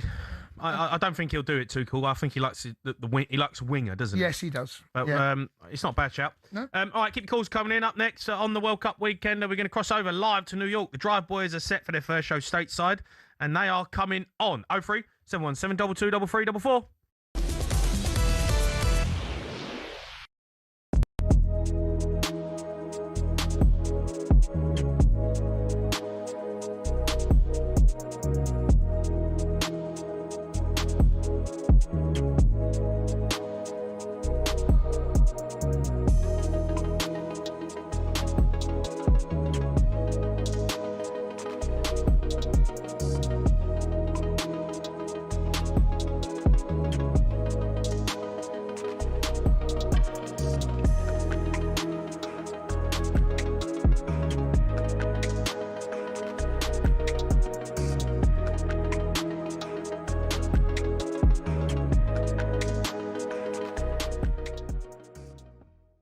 Shouldn't get beat near post, mate. He should not get beat near post. I'm not having it. That football saying has been knocking around since I was a kid. Right? In that situation, there's no defender in front of him. He's had a touch. He's got his head up. He's got the goal to aim at. He can go that way. He can go this way. Pickford knows that. Stop saying he shouldn't get beat. No, but, all right, okay, right. Are you saying it's a crime? No, he shouldn't get beat. He shouldn't get beat. Why not? Why not? Right, stand there. Right, we've got two posts here. Right, that's a goal. Right, please, for me. What's the goal? Well, there's the goal. You got a post there and you got a post there. All right, talkSPORT's the goal. All right. So that's their post. Yeah, you got. That's their post. Yeah, right. You got your Seaman shirt on. Right. Okay. Right. I'm the Congo player. I'm set. Well, no, you're not set because you're in the middle of the goal. You got to you're standing there. Hold on. That's the post. That's the near post. I'm happy. No, you're not happy. I'm happy. No, you're not happy. What's that? What do you mean? That's the back post. Don't worry about that. You don't need the mic. All right. People can hear you. Where are you? I'm here. I'm the Congo player. I've got the ball. Get back a bit. Right. I'm here. Yeah.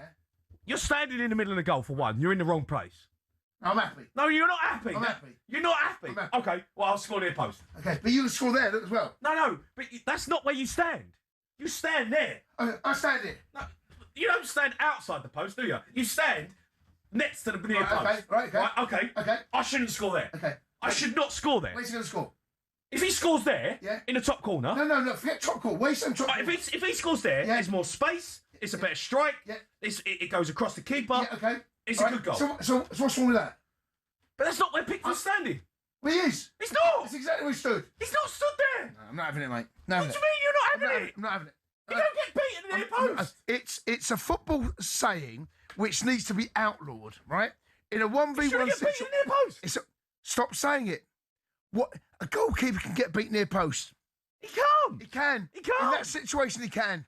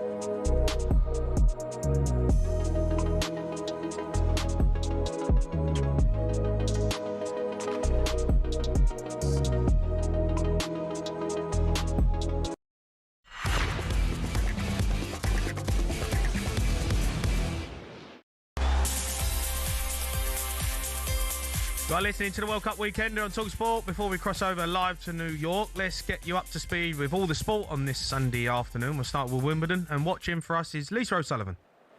Jessica Pegula is the first one into this year's quarter-finals. Iva Jovic looked on course for an upset after taking the first set, but the 18-year-old was overhauled and has been sent home 4-6, 6-3, 6-1. Barbora Krejcikova, meanwhile, is staging a comeback. She was 4-2 down in the second set, having dropped the first to Karolina Mukova. It is now back on serve at 4-5. And Roman Safulin is now trailing Novak Djokovic by 2-0. OK, and it's the British Grand Prix today, and watching for talkSPORT, Jeff Peters. Lap 20 of 52. Charles Leclerc is out in front. Championship leader Kimi Antonelli was on pole, but a sluggish start, was overtaken immediately by the Italian and also overtaken immediately by the Frenchman and also by Lewis Hamilton. Hamilton, though, has been given a 5-second penalty for a false start, moving before the signal. He's won this race 9 times before. Antonelli has actually got himself back to second now ahead of Hamilton. His Mercedes teammate George Russell is fourth, with Isaac Hadjar fifth. Defending champion Lando Norris in sixth, as Max Verstappen, who climbed to fourth and then went into the pits, is now seventh. Leclerc hasn't won a race since 2024 in the USA, but he's leading on lap 20 of 52 in the British Grand Prix. OK, and finally, the Women's T20 World Cup final. Watching for us is Nick Ellaby. Yeah, 5 balls gone and England 6 for none. Kim Garth opening bowling for Australia. They won the toss. Bit of movement at Lords. Amy Jones, 4 runs off the inside edge to get going. Danny White-Hodge as well, just a little inside edge onto the pads, but she's just played one out into the offside. So Danny White-Hodge, Amy Jones opening up for England, followed by Nat Sciver-Brunt, Alice Capsey, Heather Knight, Freya Kemp, Danny Gibson, Charlie Dean, Sophie Atkinson, Lindsay Smith and Lauren Bell. England unchanged from that semi-final win over the West Indies. A sun-drenched Lords is absolutely packed to the rafters, including the pavilion, as Amy Jones plays one out into the offside, but that's no run. 1 over gone. They've just scrambled 1. England 7 for 0, 1 over gone in the Women's T20 World Cup final against a fantastic Australia side. OK, now it's time to cross over to New York. The Drive team take over from us at 4 p.m. They're with us now to set the scene. Goldstein and Benty. All right, boys? Chaps. All right, boys? Chaps, good afternoon. How are you both doing? It's good. Where is it? It's good morning to us. Good afternoon to you. How are you, boys? You all right? You well? Yeah, we're good, mate. We done your show. We stepped in for you on 4 o'clock on Friday, mate. Big spikes in viewing figures, mate. The bosses they couldn't believe it. It was in shock. Yeah, just to let you know, it's listening figures. That's the one you want to look out for. Viewing figures. So that's probably why you're on the graveyard shift still. We arrived, just to let you know where we are. Obviously, we're in New York. We're at a place called Buddy's Bar. If anyone's about, feel free to come down. It might be a little bit too early for a beer, but you never know. But we've been here just over 24 hours now. I had to complain to Virgin Upper Class that I had too much room where my bed went flat. Bentley was in cattle class down the back. And then we got here yesterday. We met up with Alex Crook and Ryan Bryan, the rest of the gang. We've had a few problems already. Producer Joe lost his bag and then realised he put it behind the blinds that came down in his apartment. There was panic. Me and Bentley had an early night last night ready for today's show because we've got 2 huge games of football to look forward to. We are going to the MetLife Stadium, which is about half an hour from here. We're going to go to that after this show finishes. We're going to watch Norway against Brazil-Norway. And then we're going to come back here to watch England smash Mexico a bit later on.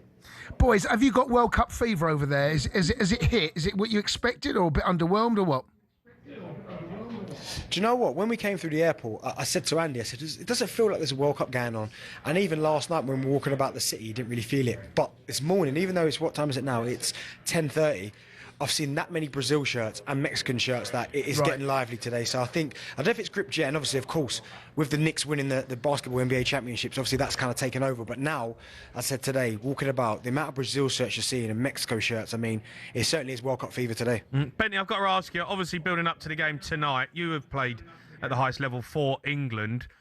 We've been talking about the altitude. I don't know if you've played at altitude, Benzi, but how do you think we approach this game? Well, do you know what? It's going to be difficult. You have to take it seriously in terms of the altitude. Like, it's going to be a factor in the game.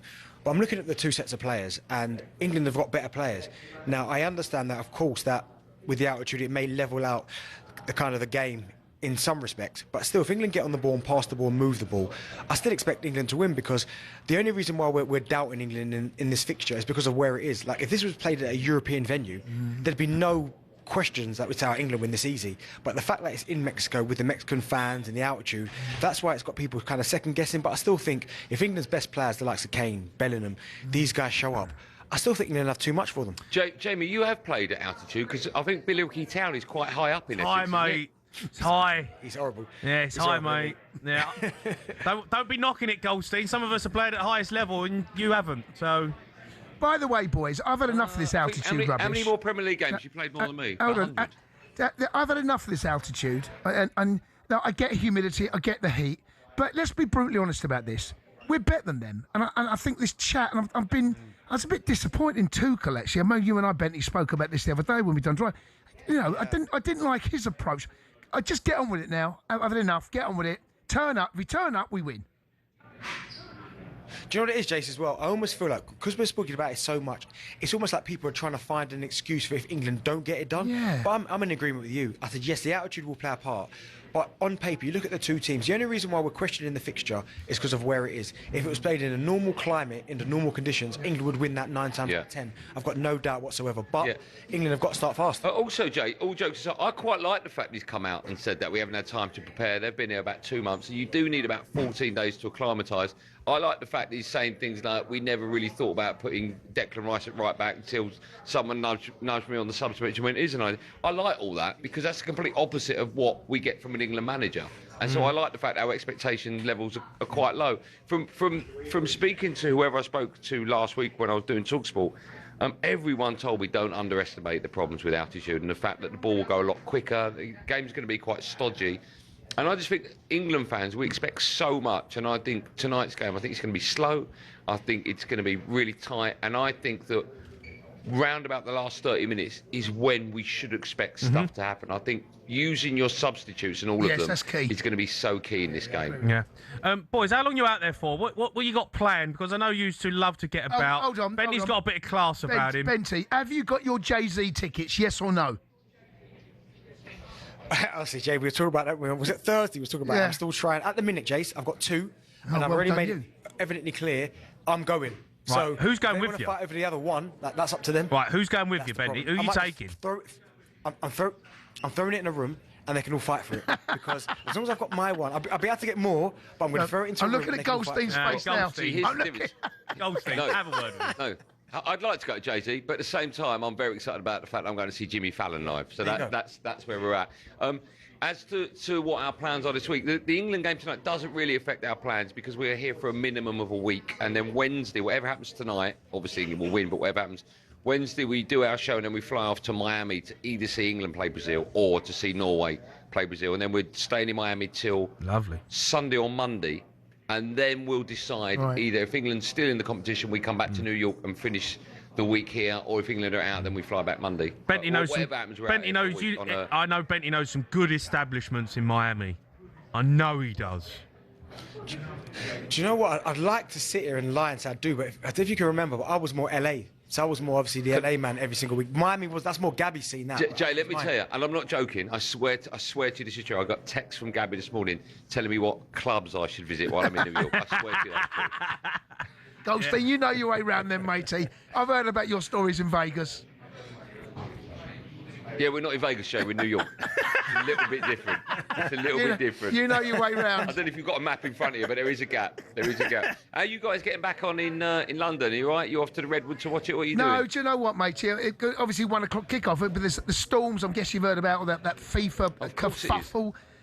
So yeah, I'm just going to go home, mate. Fingers crossed. There's no lightning. Of course, that's going to delay the kickoff if that happens or wherever it is in the game. But no, mate, I'm going to be home watching it, cheering on the boys. Do you know what? Looking at Jason on the monitor, hair's starting to look good now, isn't it? Like when I saw him the other day. Which one? Good signs, Benty. Jace. And Ben, looking all right, mate. I can't see it. I'm going to need some of your paste soon. When it goes, they want some of your special paste. It's funny you should say that because we've just released a half-size pot for half the price, $19.95. So everyone can afford it now. No one heard that. We dumped that. I'll get it for free, mate. I'll get it for free from Benty. Before I let you go, Benty, are we going through? Darren, are we going through? I think so. I think we'll win 2-1. It won't be easy, as we've not been all tournament, but I think England will get the job done. I think Mexico might even score first. But do you know what, England Benty? have got enough to go I just said to O'Hara, what we cannot do is start like we did against Congo, right? Because that crowd, if we cannot give them any lifts, that was Congo. If we give them a lift or give them a early goal, and we start like we did up until the first hydration break, don't make life any harder than it's going to be. Let me tell you what's going to happen, right? We are going to win tonight, right? Then we're going to play either Norway or Brazil. It could be a flip of a coin. Whoever it is, we're going to beat them. I saw Argentina last night, or whenever it was. Was it last night? Night before. They looked all right. I saw France last night. They nearly went out. It's coming home, boys. We'll be coming home after the World Cup because it's coming home Bring with it us. home with you, Goldstein. Trust me. Boys, enjoy yourselves. Cheers, chaps. Good luck. Cheers, guys. God bless. See you soon, lads. Benty and Goldstein are live from New York from 4 p.m. straight after us. Up next on the World Cup weekend, Cundy and I will be giving our direct messages to the England boys.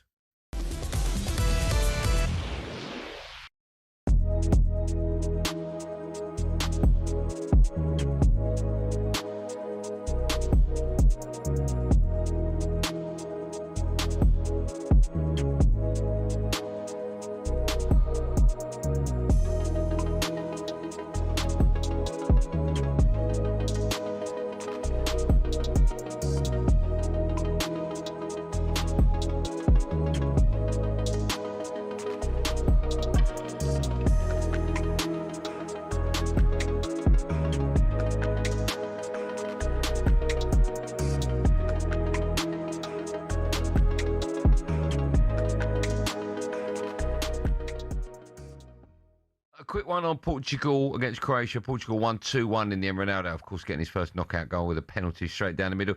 What did you make of the controversial VAR decision? I think hair's very overrated, don't you, Gab? Very overrated. I don't think you need it, mate. No, exactly, yeah. Oh, yeah, but both of you. Who right? would have talked? Don't mess with the borders. So I've got the Mitchell brothers in here. Well, don't you think in the the marginal gains that in future managers say to all the defenders, whatever. By the way, get your head shaved. That's a very good point.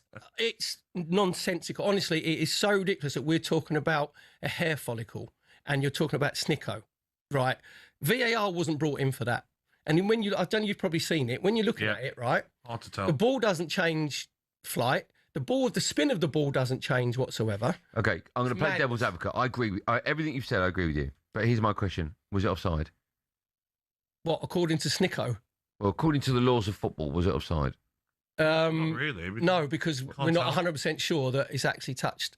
You know what we're going to do now is right. I know, but it was offside, right? I agree with you, Perry. You won't get an argument from me. Good. Why is it offside? But because it's touched him. How do you know it's touched it? Because the microchip in the ball has told us that. Yeah, right. So that's how mad that this is that we're talking about. Everybody thinks you're talking about cricket, number one. Yeah. Right, with the Snicko, right? Yeah. That's not. Football is about emotions and losing your mind and celebrations and exalted moments with your friends, your family, aunties, and on the pitch as well. VAR was brought in for Thierry Henry's handball for France against Ireland. That is it. So now they've made themselves so important that we're going to, the minutiae, we're going to go into CSI sort of, Yeah, I don't like it. PGMO. I know, but if we score the winning goal in the World Cup final and it's offside and then Snickermeter says, actually, hair follicle, you're onside. Oh, it's the best thing that's ever been brought forward. No, I'm honest. No, I would say because I still...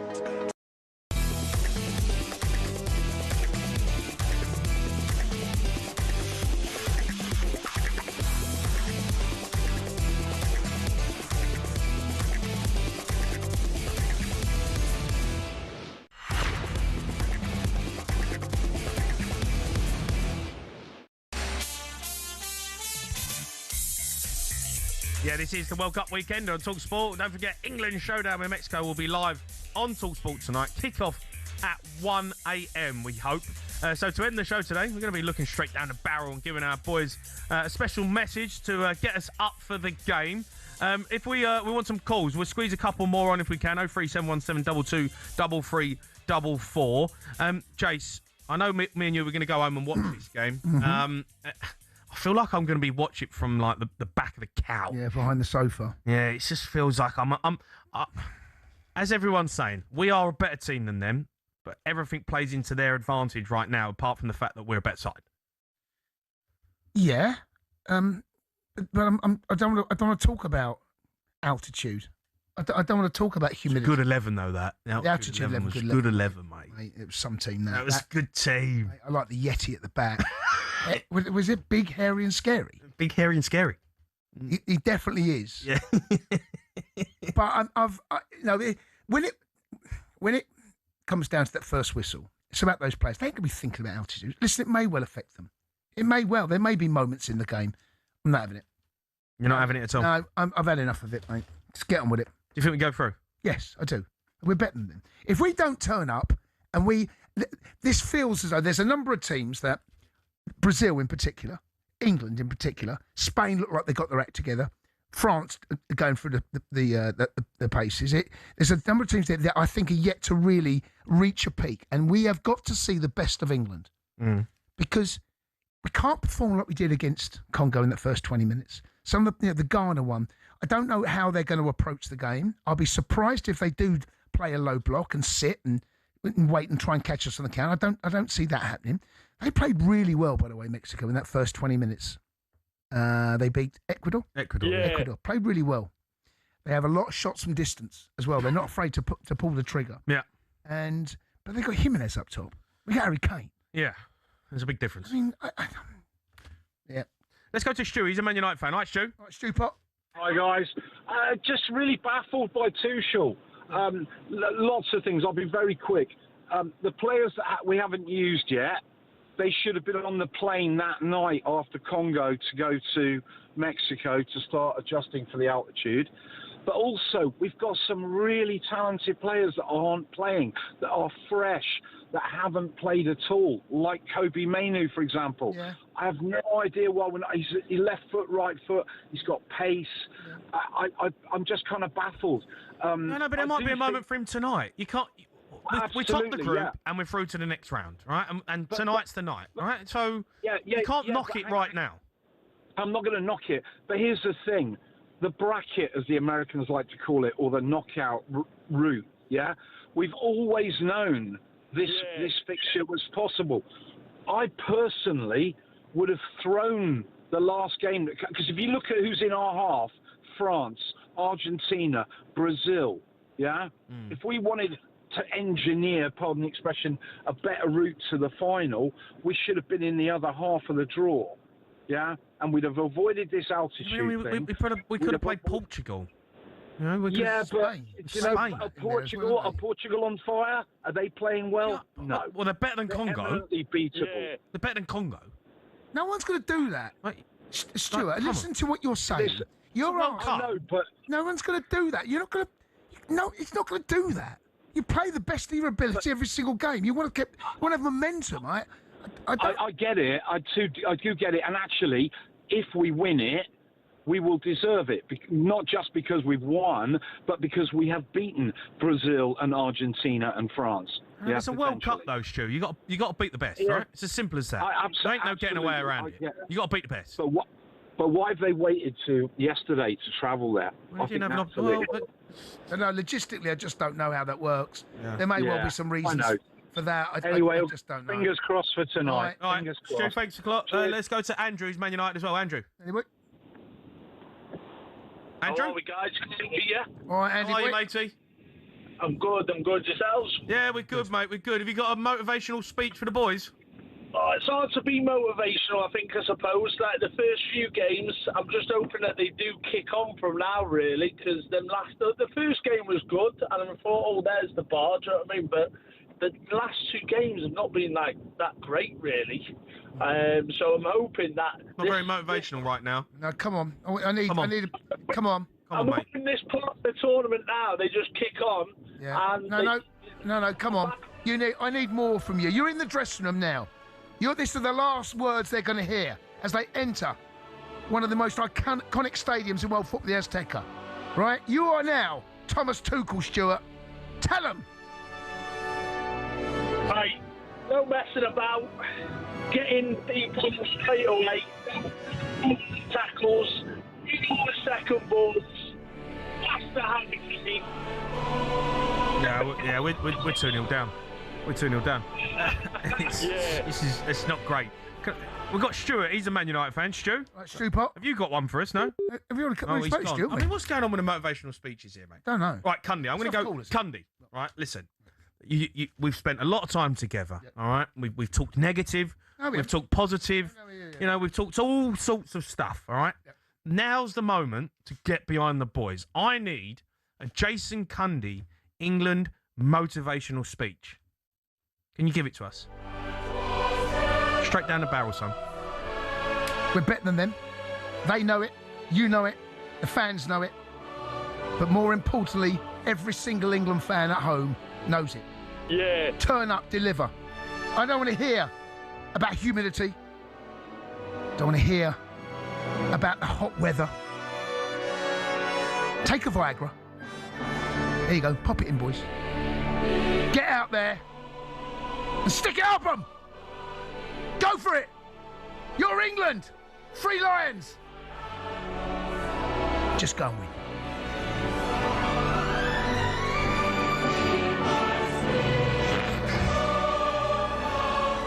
Don't know if I can top that, mate, to be honest. I think that's pretty good. It's not bad, that, mate. You're going out there. Take a Viagra and stick it up. That's fair enough, isn't it? Don't pull out 50-50s. No pulling out. No pulling out. We need a huge semi. Hey, not far away. We're not far away from a huge semi, come boys. Come on. Right, come on. Deliver the goods. Deliver the goods. No, I can't top that. I can't top it. I can't top it.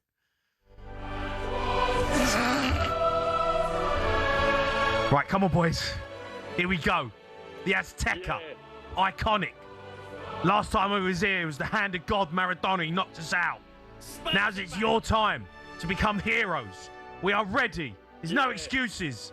There's no altitude. There's no heat. We took the Viagras and we're ready to go. Right, we're going to get at them. We're going to go after them. We need a huge semi, boys. We're going to get through. We need a huge semi and stick it up them. Whooping. Up the England. Up the Viagra. Come on, England. And up the Free Lions. Let's go. Come on, boys. Come on. Come on. Right, we're getting out of here. I'm off. Yeah. Don't forget, World Cup Game Day live from New York. Andy Goldstein, Darren Bent is up next. Don't go anywhere. It's been O'Hara and Cundy. Come on, England!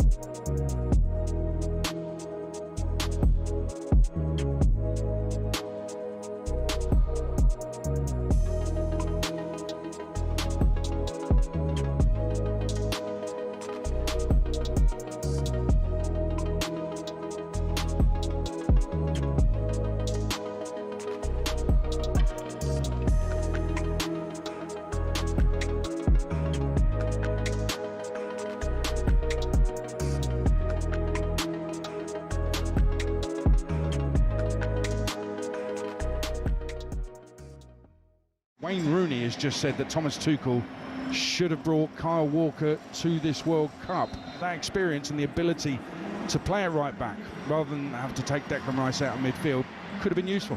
I think a Kyle Walker and his pomp would drastically improve this team. I really do. 100%. Stuart Pearce there and Adrian talking about Wayne Rooney's comments. Carl Walker's in the studio with us. Perfectly timed. What do you make of Wayne Rooney's comments there? No, I think for Wayne to say that, it's flattering. I think a legend like that to say that about you, it obviously gives you a little bit of a pat on the back. But I still go back to the Trent scenario that, Trent is still out there and available, and I think maybe he should have got the nod. The comments itself, you've retired from international football. You did. I didn't know this, but you told us in the gallery back in April. I think it was around about April, March. You regret that a little bit? No, I think I do regret it looking in hindsight now that there's a potential place for me in this World Cup. Did you spot. feel that place had gone now? That just wasn't going to happen again, that your England career had come to an end? Is that... I look at it now and I think that obviously with Reece and Tino's recent injuries, maybe I could have got the shout. But when I had the conversation eventually with them at England, that was not an opportunity that I was going to get. Obviously not playing the couple of friendlies that they had prior to the tournament. I knew that from that moment on that they was taking that set of lads to the World Cup. So I kind of just rested on it and that. Did you have a conversation with Thomas Tuchel? Not until the day I was going to retire.